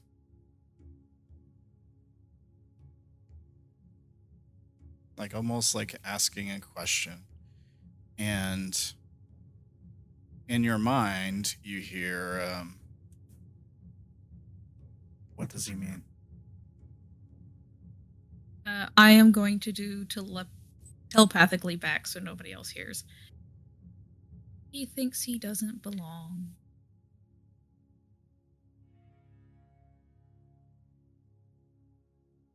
Out loud, I say, We're trading, remember?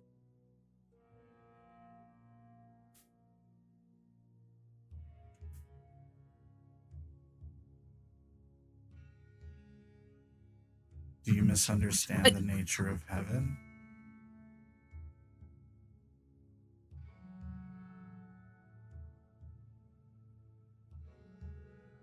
You carry the light. You've been there, have you not?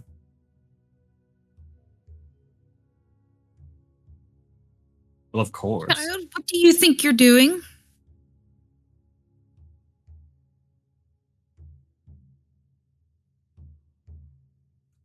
Who are you talking to, Lucera? Abelona? What is Abelona doing? I volunteer. She volunteers to be the one stay. Tribute. Yep. Thank you for finishing it, because I'm over here like tribute. Tribute. Let me take a look at you. Take a look at you. So you got. Being So you and I. Yeah, I gotta appraise you a little bit. I gotta be honest, I hadn't considered this. Youngling, I will I'll backhand you with this hammer I'll- so fast. I'll cast mirror image to see it, so that you can see part Flo, part Abe, and then it's we have two souls. Yeah. Is it possible for me to stay, but for my brother to go?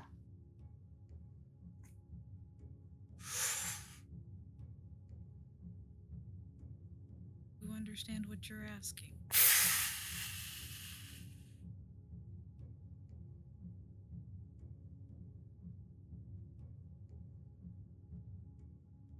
The thing is, you are kind of a good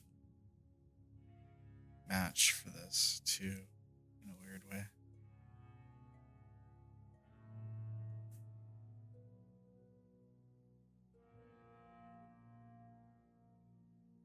They've been wanting to get split. This is a good way to do it, I guess. As long as you don't mind Yep. being trapped here. Okay. 29 Arcana check.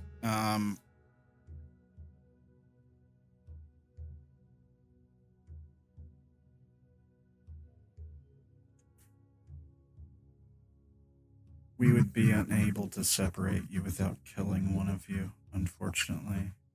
However, 2 souls is better than 1. No. They glance at you before glancing back at Abe and Flo. Like they just They almost step like back. they almost roll their eyes at you when you say that, Lucero, and they say,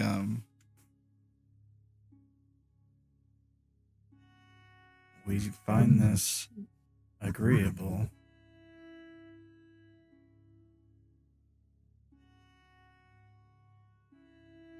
No one's dying. We do not. Oh, they're saying they don't want to kill you. They're saying that if we were going to separate the two of you, we'd have to kill one of you. So we'd rather just take both of you. That's what they're saying. Okay. Like we'd rather just not kill one of you and keep you both.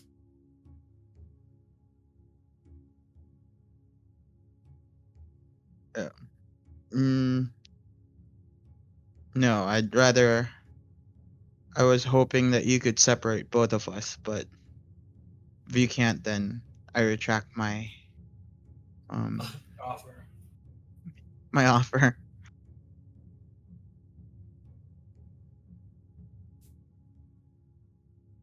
Their eyes kind of go bright for a second as they seem to like stare past you.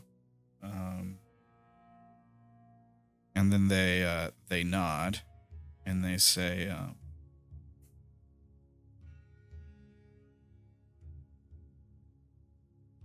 if you succeed against the perfectionist, the light of the fountain may help you in this matter.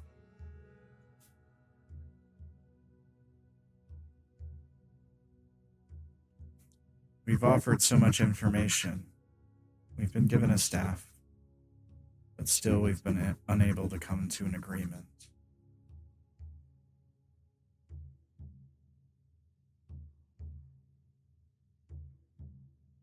If you wish to wait for your friend to rouse, you may do so.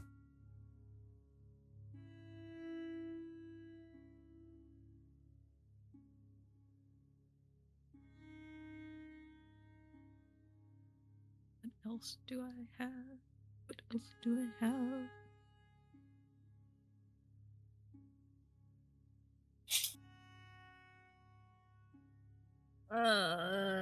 Through the mind link, Makie asks Darren, what if we got hands to do it?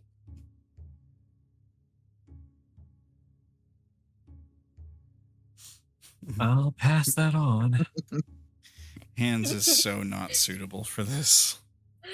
He knows no magic. Like he's not even like that kind of Pokemon, you know? Technically, But Mark doesn't he know does magic either. Lucero. He's not even that kind of Pokemon. Yeah, does Mard have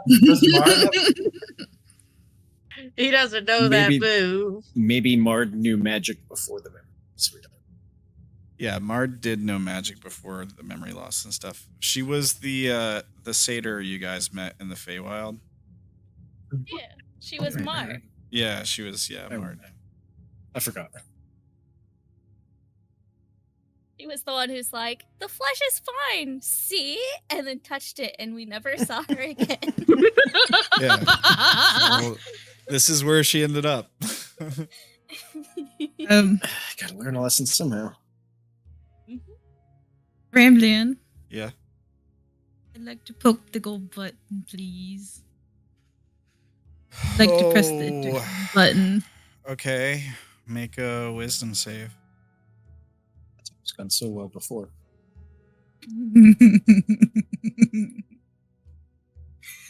Okay. It's not a save, it's a check. But bro. What is that? Any better?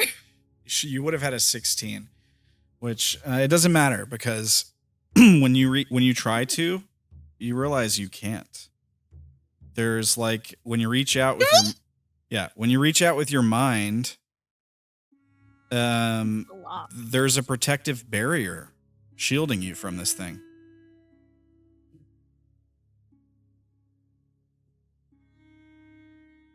He was saying he's protecting us from eavesdroppers. That goes both ways. It's true. Thank you. Kyo, what is your inspiration dice? D12. I don't know that would help It's not going to help you here. if you're blocked. Don't waste yeah, it on. it's not gonna help. Yeah. Don't waste on this. It's not going Dang, to. it's a 12 too. I know. Funny. You still have. I had already Use hit enter when you said don't waste it. That's what sucks. But he already told you there's a protective barrier preventing it. So Yeah, I just had you like- roll for suspense just to mess with you. The whole time I was like, yeah, this isn't gonna work. Ever since I put the lock on the door, I've been thinking about that.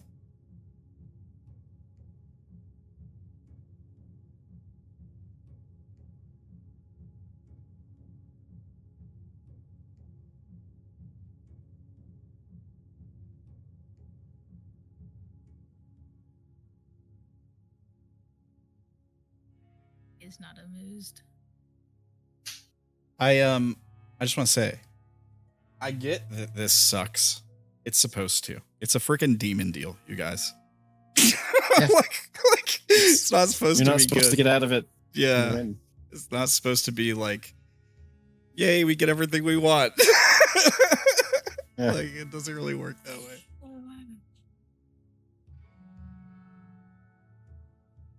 Luce is going here's to what you do. You pull out their offer your- hammer, set it on the ground, and go revive her first, and you can look at it. What?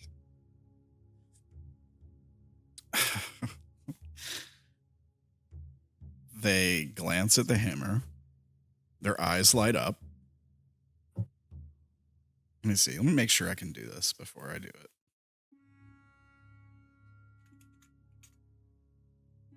I don't think I need to touch it, but maybe I do. Let me check. Doing identify, I believe you do need to touch it.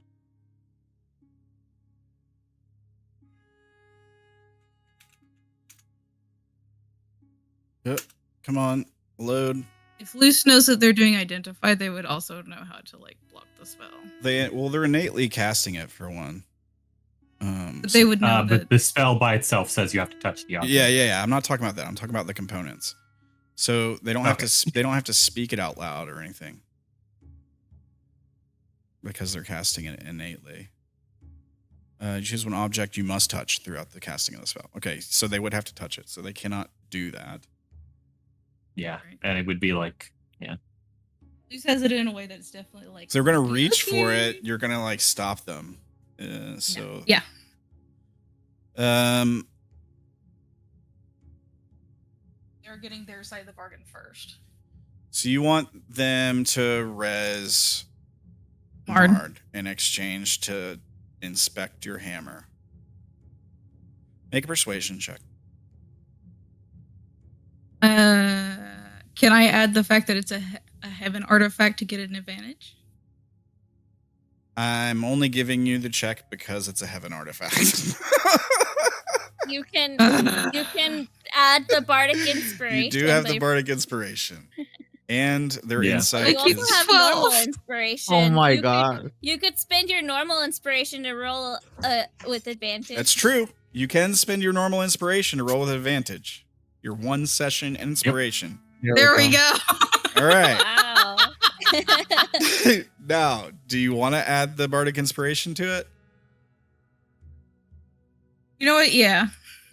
If you do, by the way, you can roll for the bardic inspiration twice. I mean, I rolled a 12. I'll let you keep the 12.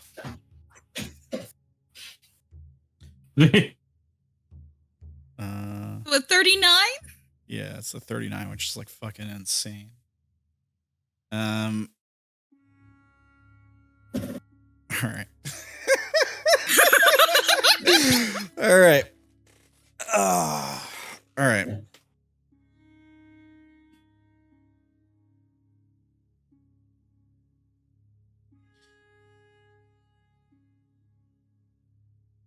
Let me see here.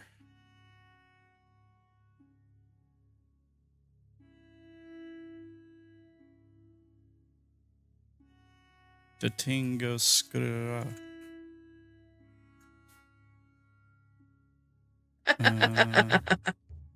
There's that.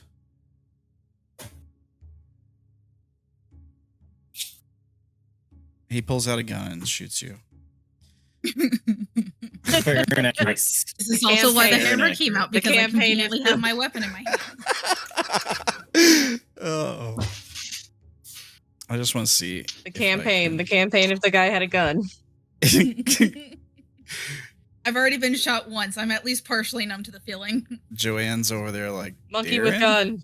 Darren, what are That's you what everyone doing says here? until I get shot. Oh, you gotta give him a cigarette first.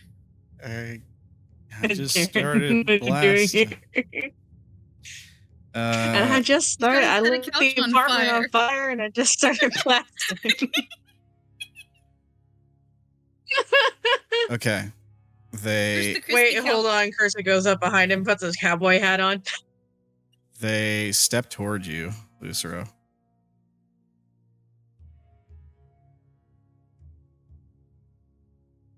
They reach down to Mard, who is still on your shoulder. Is that right? Lucero? They're Yeah, cradling her. Lucero's been carrying her. Like a child. Oh, okay, okay. They reach down to Mard, who's in your arms. Jeez. It's expensive. Like fucking 100 pounds soaking wet. Y'all better be worth it. They're making so many investments. They've given you information at this point. Technically, they've. I'm gotten letting them look at information a from heaven us. artifact. They've Yeah, we've been giving them information too. Yeah, they just learned that Abe yeah. and Flo are two souls and can They got the change staff. form. All right. They know some of our names already. I don't know how they got those when we were specifically told to be careful about even giving our names out, but they got them somehow. Future sight. They And put just from interacting with us, they've been learning information about us. they put a hand on Mard, and instantly Mard's wounds heal, their eyes flicker open. They take a deep breath and look around, and Mard says, what happened? Hey, how you feeling? Did they get res sickness from this?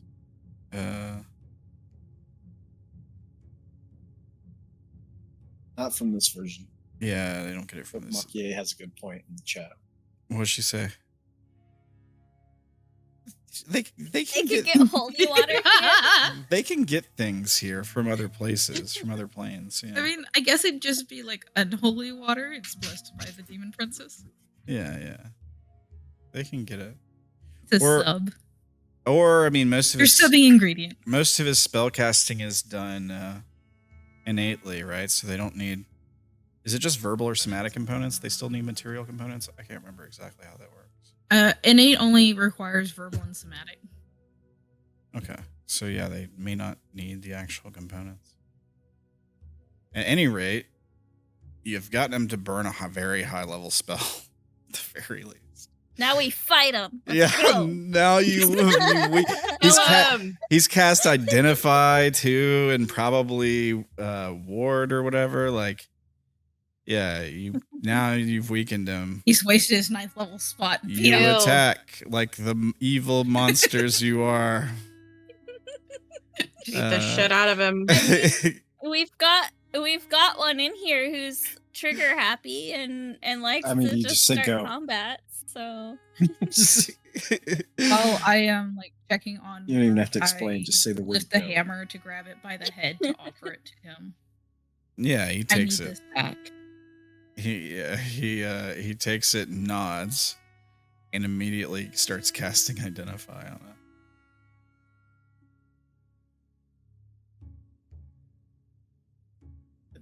It'd be Which one? hilarious if I had a spell to like fool Identify right now. Yeah, it would be great. Maki is very upset that she gave the hammer back to Lucero for Lucero to just hand it over to somebody like this, even though he's not giving it to him. Still, There's a spell to full It's not even that he's just going to cast Identify on it. Like, he's probably going to cast Legend Lore on it, too. To be honest with you. Like, that's what I would do. Yeah. Which means placer object. He doesn't even need it for that. So he can do that anytime now. Now that he's going to know what it is. Describe. It tells you everything about the object and everything, basically. time to add one more thing to reasons Maki is upset with Lucero. Look, eventually there will be a divorce. No. I was about to say, it smells like divorce.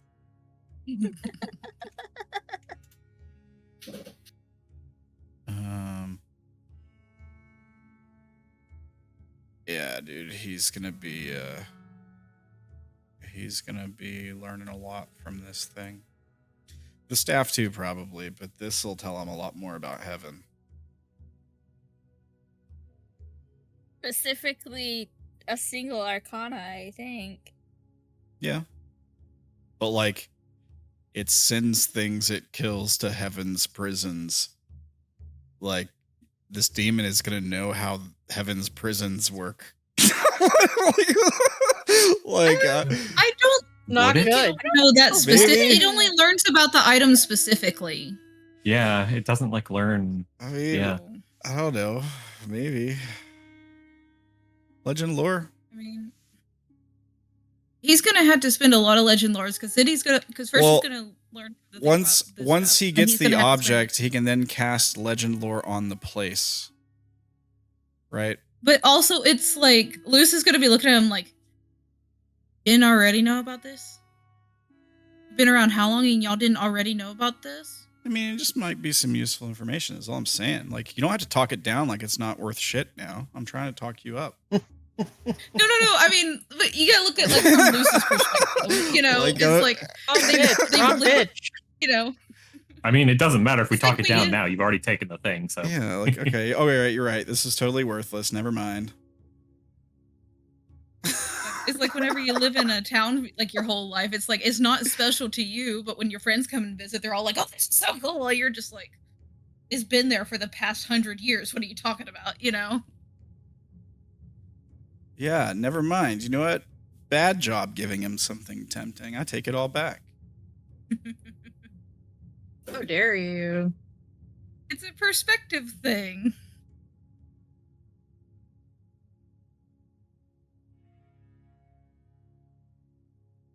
So anyway. This is where old Greg begs for money. I started blasting. Yep. While he's looking at it, are you gonna tell Mard what's going on? First, they're making sure she's like Yeah, Mard's like, I she's feel okay fine and or she's whatever. her. Yeah, like Mard's like, oh, I'm okay. Yeah, what happened? Where are we? What's going on? Then they're going to catch her up about like out in the taboo. They're talking to the Elden Shadow.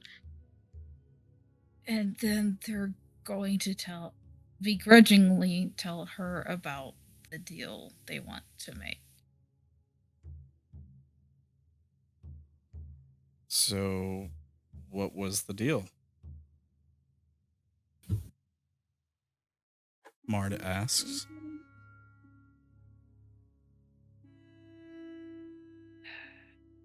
Well, I tried How to. would you like to learn magic more interesting than what he can do? And she just points at Lucero.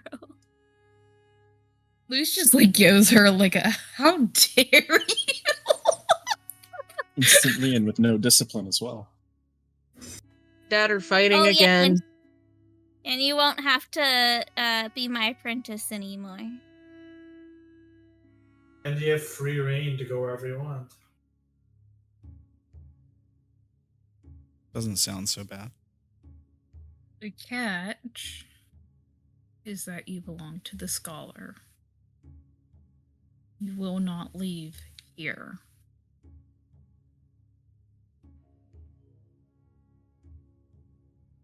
But I get to help you guys, right? It would help us immensely.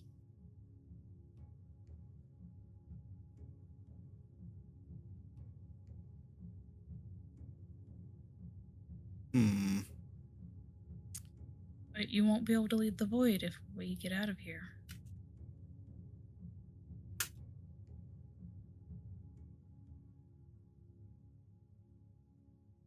I mean, if I know the right spell, maybe I can. You might Luce not even grins be at able to that. go anyways if you're not cleansed first, so...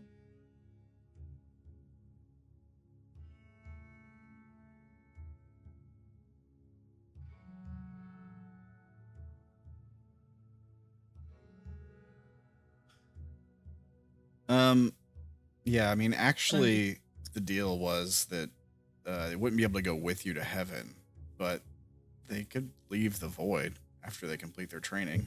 They might actually send them to other planes for work or whatever, right? Yeah, they said she could actually go the wherever deal. she wants. She just Yeah. wouldn't be going with us. Yeah. That's My the main- deal. My main thing Didn't they is I was not going to make this choice for you. This was going to be your choice to make. Yeah, they said they can't go with you. They stay. And they stay to do some more work, training, whatever, with the scholar. But then they can go wherever they want. Or they can go other places they want. Like they might take input from them on where they want to go at that point, essentially. Perhaps. I mean, Veiled in Shadow doesn't seem like they're a prisoner. I don't know. They would Turn essentially... to look at him. Are you a prisoner? We currently My are. voice. No, I serve my lord willingly.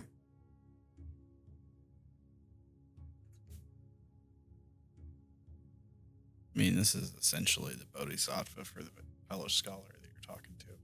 Yeah, that's true.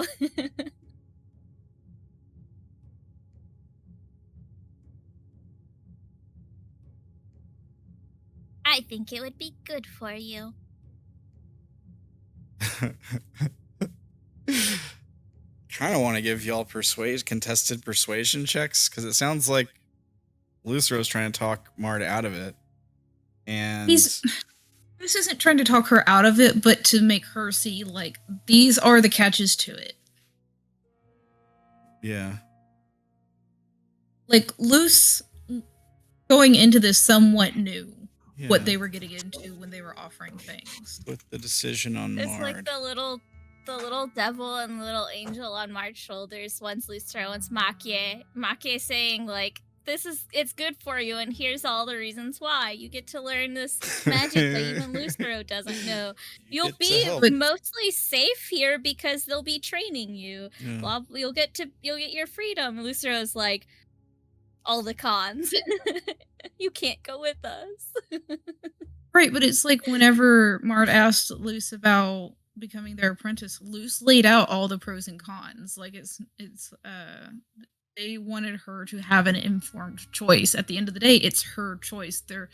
If she chooses to go with this, they're going to support her, but they don't want her to think like, oh, I'm going to be able to go with you guys up into heaven, and then them just be like, psych on her, you know? Yeah. Yeah. Mard looks Yeah, that at Veiled in Shadow and says,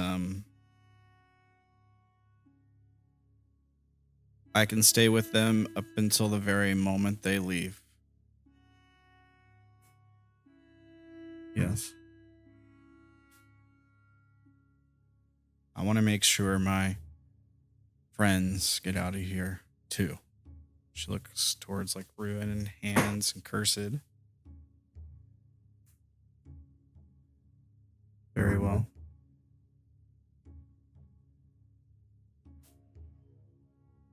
Fine.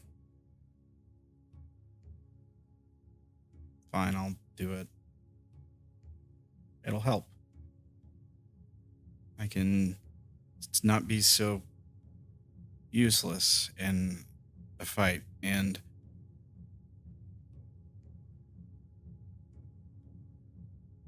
well, probably gonna need all the help you guys can get. So yeah, I'll do it.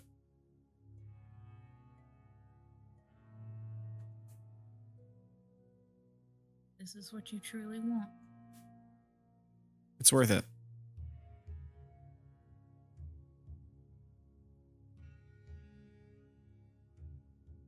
Curse. Why is my mic on? Okay. Yeah. Curse is gonna walk over to Mart and just hug them.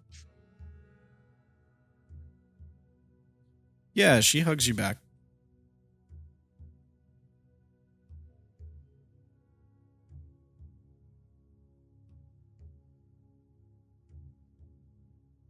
She says, don't worry about it. That's not the right voice. She says, Don't worry about it. No, Suddenly they've merged. I'm already one with his He's demon possessed power. already. she says, Be not afraid. she says, don't worry about it. You can pay me back later. And she kind of like chuckles.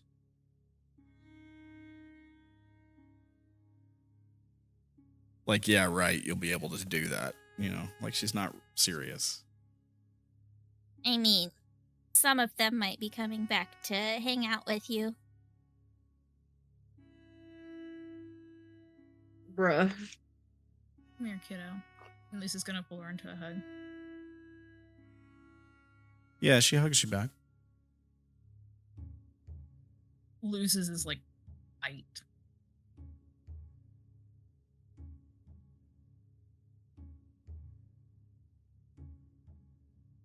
And they're gonna like softly kiss her on the forehead before letting him go.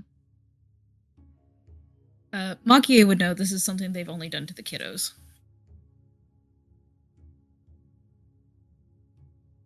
They've been known her a week and sees her as a child.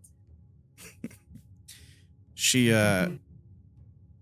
looks towards Veiled in Shadow and she says,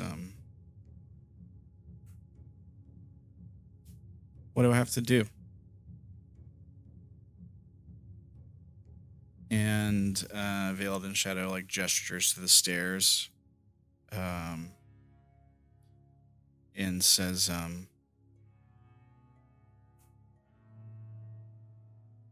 there's a ritual to seal the pact, get you up to speed. It will not be pleasant, but it should be over in a few moments.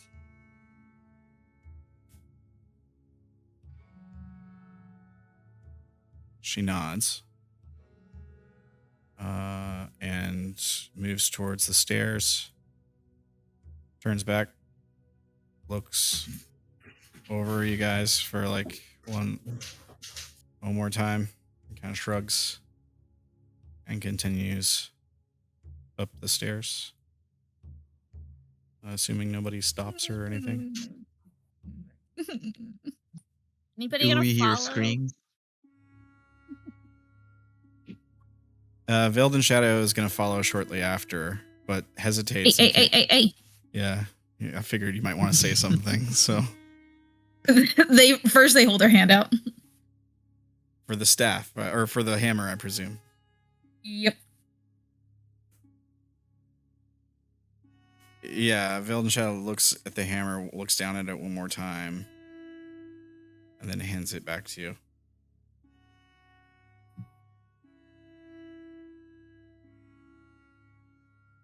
Assuming you don't say anything. Is there anything I can do to lessen her burden? No.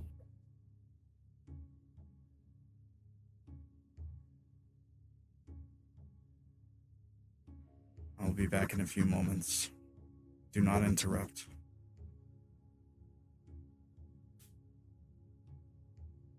And heads up the stairs.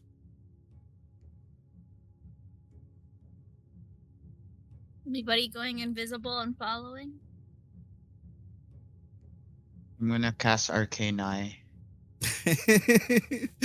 All right, you create an I invisible hope you're mesh. sharing with the rest of the class. Yeah. You cast invisible arcane eye within range. It hovers in the air for the duration. You mentally receive visual information from the eye, which is normal vision and dark vision. Up to 30 feet, the eye can look in every direction. As an action, you can move the eye in any direction. There's no limit to how far away from you the eye can move, but it can't enter into another plane of existence. A solid barrier blocks the eye's movement, but the eye can pass through an opening small as 1 inch. Okay, so here's what happens. They disappear for a moment. You cast the spell. You start to move the eye up the stairs. After they go up the stairs, you hear a door close, and there's a few seconds pause, maybe a minute or two, because they probably have to set out runes or something, or maybe there are some material components to this ritual or something. And because this isn't actually a spell that he's casting, this is an ability he has. The eye gets to the top of the stairs, and before you even see, because there's a slit at the top of the door. It's almost like a jail cell door, like a thick metal door with a slit at the top with some bars that run down it. And there is a lock on the door, but the eye is able to move through the slit. But before you even get within visual range with the eye, everyone downstairs hears Mard screaming in pain. Oh my god. Yeah. She's being tortured or something. It doesn't sound good at all. And as soon as it only takes you a second to get the eye to where you can see into the room. And when you look into the room with the eye, you see this creature. The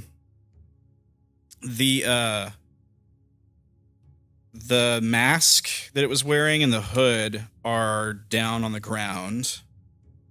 And so it's not wearing them.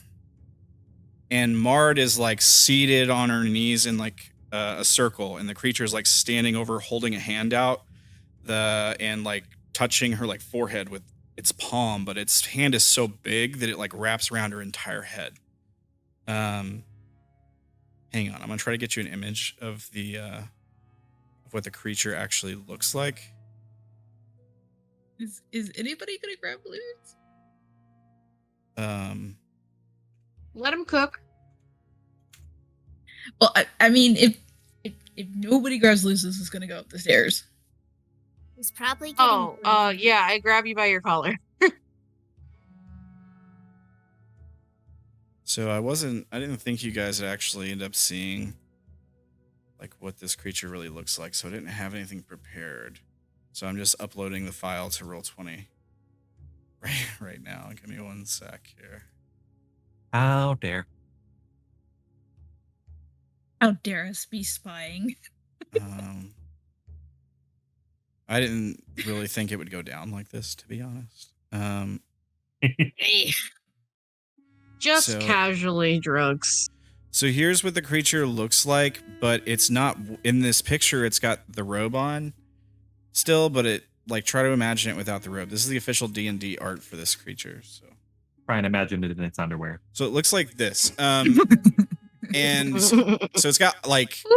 it's got 6 arms. It's got 5 arms. Well, there's one in the back too, I think. 3, 4, 5. I don't know. Oh, maybe, okay. maybe it's 5. I think there's one in the back too. I'm not sure. There very well might be one in the back too. There's gotta be. And it's got 5 or 6 eyes. Yeah, it's a horrifying creature. It's got this spiked face with Gee, I fangs. wonder The worst if it's foster categorized parent as ever. a horror. It's Geez. it is awful to look at for sure. Let me see if anything happens to you when you look at it. I thought there might be some. I thought there was No something. popcorn for you.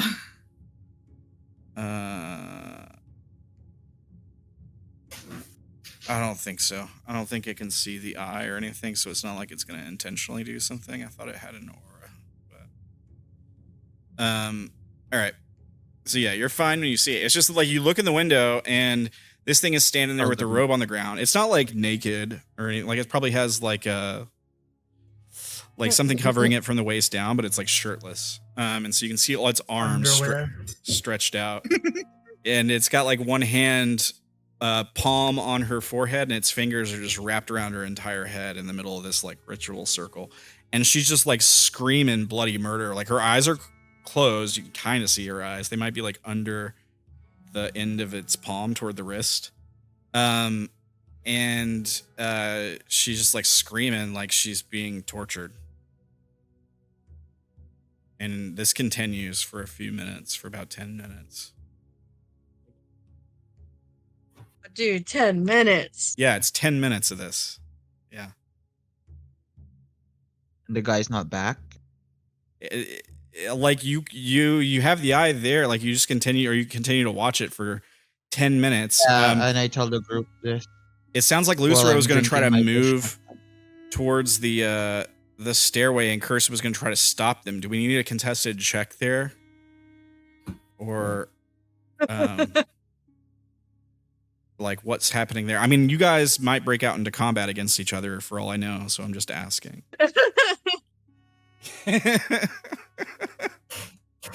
Lucero might be like, I swing my hammer. I don't know. I mean, the people doing the things are not.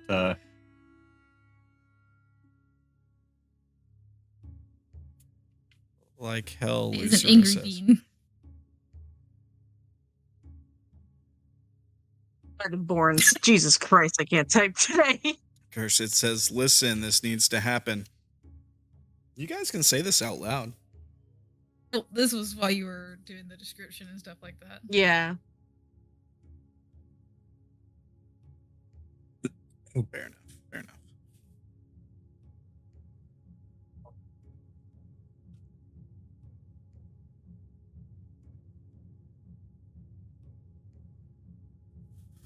Lucero, do you stop? Well, I mean, I would imagine grabbing the horns is like similar to grabbing somebody by the ears. So definitely stops them in their tracks, but they're not happy. Yeah. Yeah, I imagine he's like stuck eye to eye with her now and just like snarling as an angry father might. Piss, vinegar, and love for his adopted children. Yeah. Every 6 seconds, eyes are probably changing colors.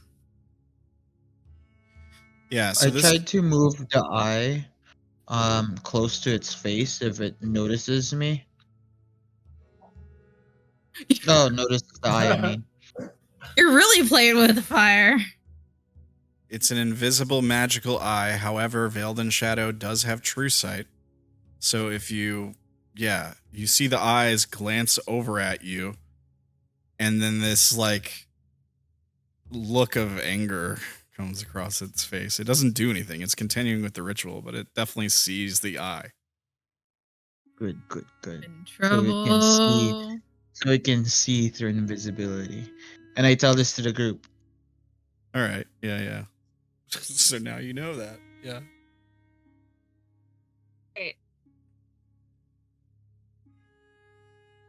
It told you not to interrupt. It didn't tell you not to watch.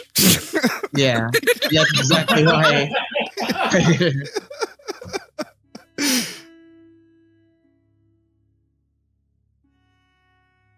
All right.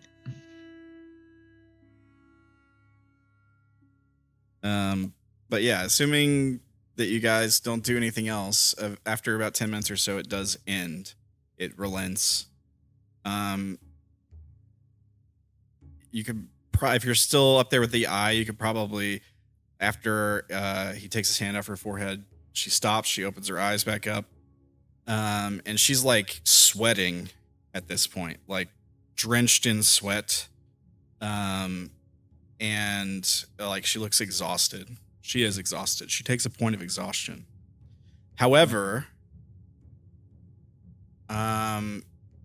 you may level her up to a level 18 wizard. Wow. Jesus. That's what it is. That's the feeling of all that He's strength Now, forcing into her. Your sidekick. it'll be a sidekick, so it'll be like a magic one user. There's 3 different types. There's like a fighter, an expert, and a caster, I think. It'll be a caster. So you can level her up to level 18 through that as normal. She will get an additional benefit, though.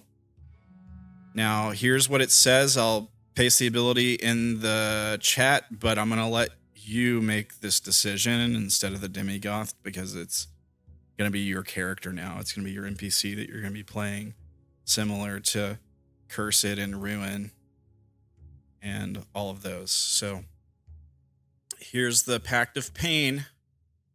10-minute ritual. Demigoth can forge a magical bond with a willing creature.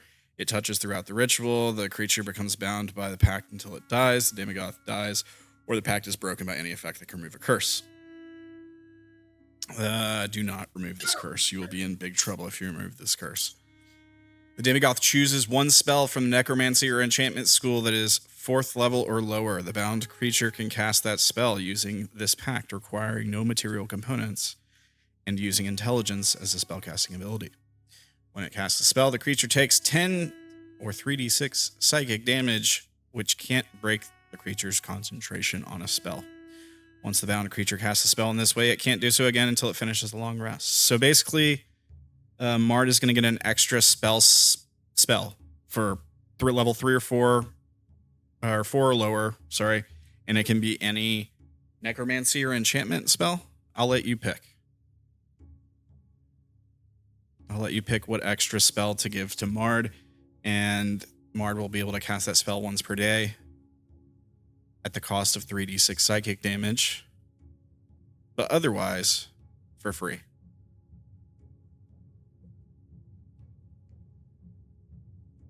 This is a Demigoth. I'm sure Wolfrin knows what this is, probably. He knows most of our monsters.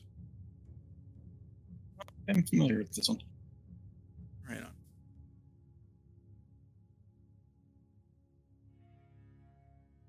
They feed on pain and suffering, in case you didn't know.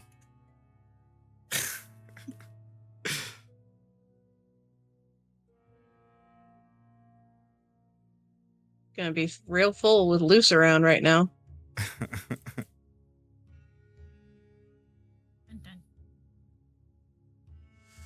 So, afterwards, Mard comes back downstairs. Do you have control of the sheet, or do I need to give you control of it?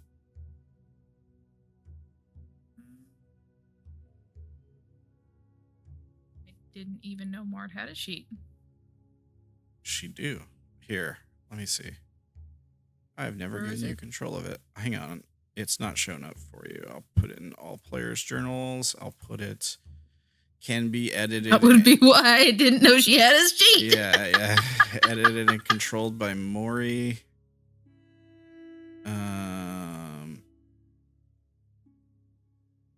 I'll give you control of it too, Ella, just in case. You were kind of teaching her there for a little bit. Well, I wasn't teaching her magic. I was teaching her monk. All right, fair enough. He's not a monk. I rescind control for you. There's that. I'll properly assign. So right now it's a NPC sheet, but you should still be able to level it up as a sidekick with the sidekick handout stuffs. Okay. I'll properly assign her thingy to it here. I think you've already got control of her token. So let me set that up. Yeah. Where did token? There. And then use. Boom. Save. Save. There we go. And then I'll move her sheet over to the with the other sidekicks and stuff. Or to that same folder. Give me 1 second. To do that. Loop. Let me drag it down. Oh, I got so many pets, familiars, friends, allies. I'll put it in that folder.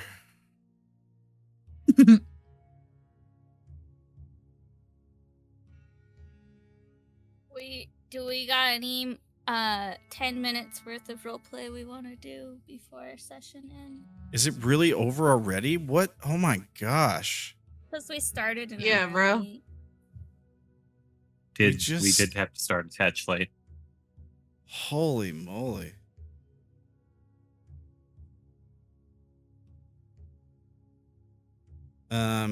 So here, let me put this in the note. Mard has 1 point of exhaustion. All right. So, while you're waiting on Mard to recover 1 point of exhaustion from that experience, you guys could go meet with the Hellish Scholar if you wanted to start that when we can leave off there. Or we can just leave off here. Split you the guys- party! Leave off here would be like a good, this is the end of this episode plot. This is the next episode plot. You know what I mean? Yeah. But kind of Yeah, plan you on. guys- I think we should plan on at least going to the scholar. Yeah, I mean, I think you've done what you need to do to secure that. They're gonna help you now. Right. I'm just like, Yeah. as a group, like, are we all going there, or is anybody staying with Curse or with Mard?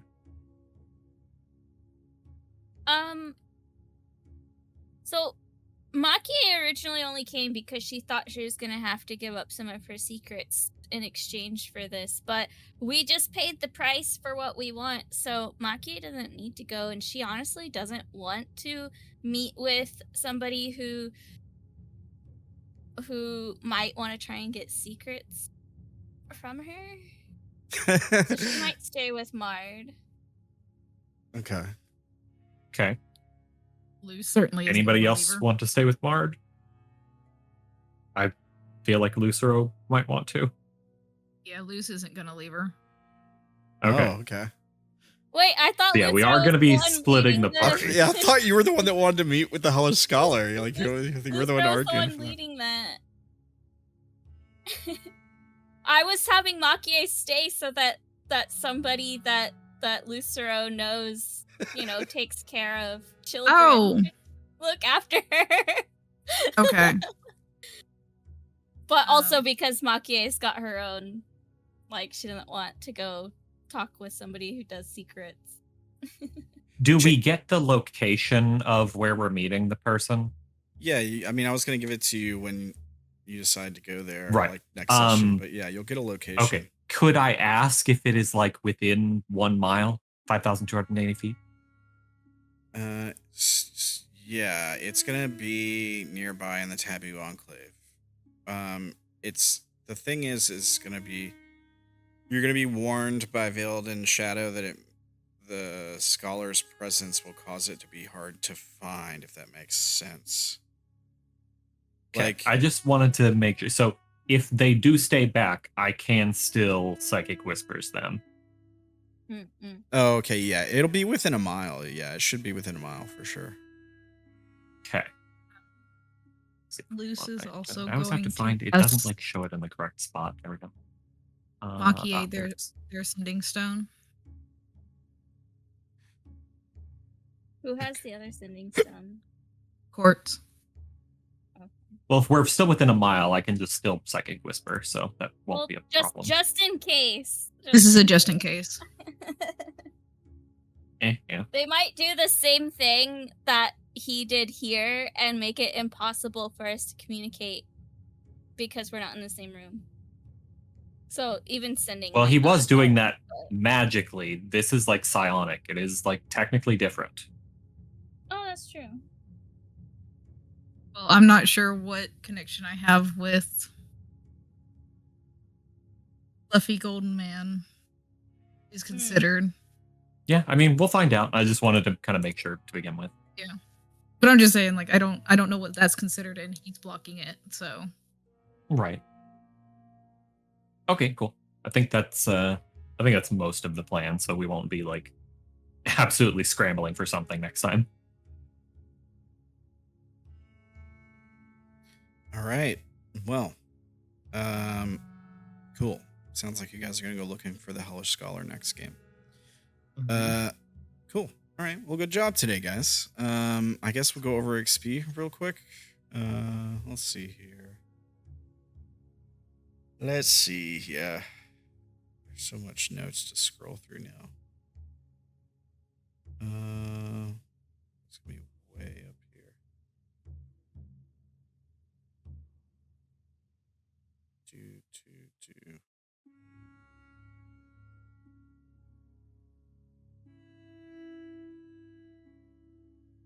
Shoot. Oh, there it is. Okay. I was like, oh god, can't find it. All right. So no combat today. Obviously. Almost but not quite. Yeah. RP was pretty good today though. I'll give you guys a 3 for RP. I feel like pretty much everybody got to contribute today. A little less so from some of the NPCs like Faithless and Hands and Ruin, maybe Mirkrith too. But pretty much everybody else. an NPC now? What? Well, I was saying less so from some of the NPCs and Mirkrith, but We cut sure. him off. But sure. You know what? Just for that, I'm gonna lower it to a 2. How about that? That's what you get. That's what you get. Lore quest. I mean, we progressed it a little bit. I was hoping we'd get to the scholar today. Yeah. But I gave Shadow a lot of lore. you gave Veiled and Shadow a lot of lore about the hammer. Yeah, for sure. And the staff. Yeah. Because of Abe and Flo, we learned what Veiled in Shadow truly looks like. It's true. I'll give you points for that. Also saw him half naked thanks to that. You learned about the Pact and stuff, and you learned a little bit about the Scholar and sort of how things work here in the Void between some of the different demon lords and like what motivates them, kind of seeing how they're different from the madness at the pit. Yeah, I mean, that's not bad. I'll give you a 3. And then Rule of Cool. There's a couple cool moments. Negotiating for Mard was pretty cool. I liked the Arcane Eye implementation and the mirror image with Abe and Flow. That was pretty cool. Some of the hints at the future that they've seen with their foresight and perhaps other means. And I mean, some of that stuff was pretty neat, I guess. Could it have been cooler? Perhaps. I don't know. I don't know. I think it was pretty solidly cool. So I'll give it a 3. So it puts you guys at 8 XP, which isn't bad considering you didn't have any combat. I don't think that's bad at all.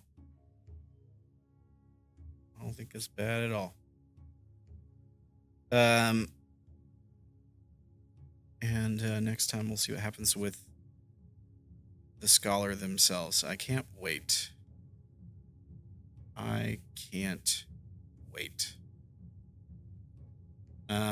But yeah, good job today, guys. And thank you for playing, as always. And thank you guys for watching.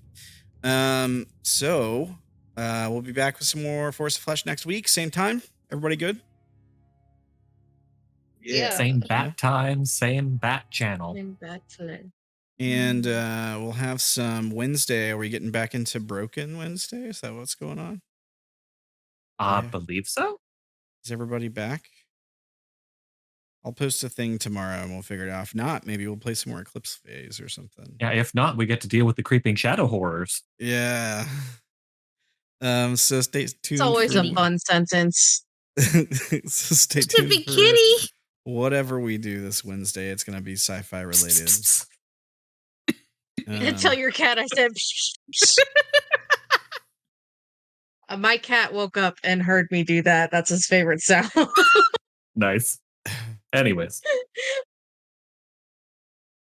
But yeah, everybody have a great night and a great week. Thank you guys for playing. Thank you guys for watching. We'll see you guys later. Bye, everybody. Bye. And remember, don't imagine the horrors in their underwear. They're always sexy. Bye, guys.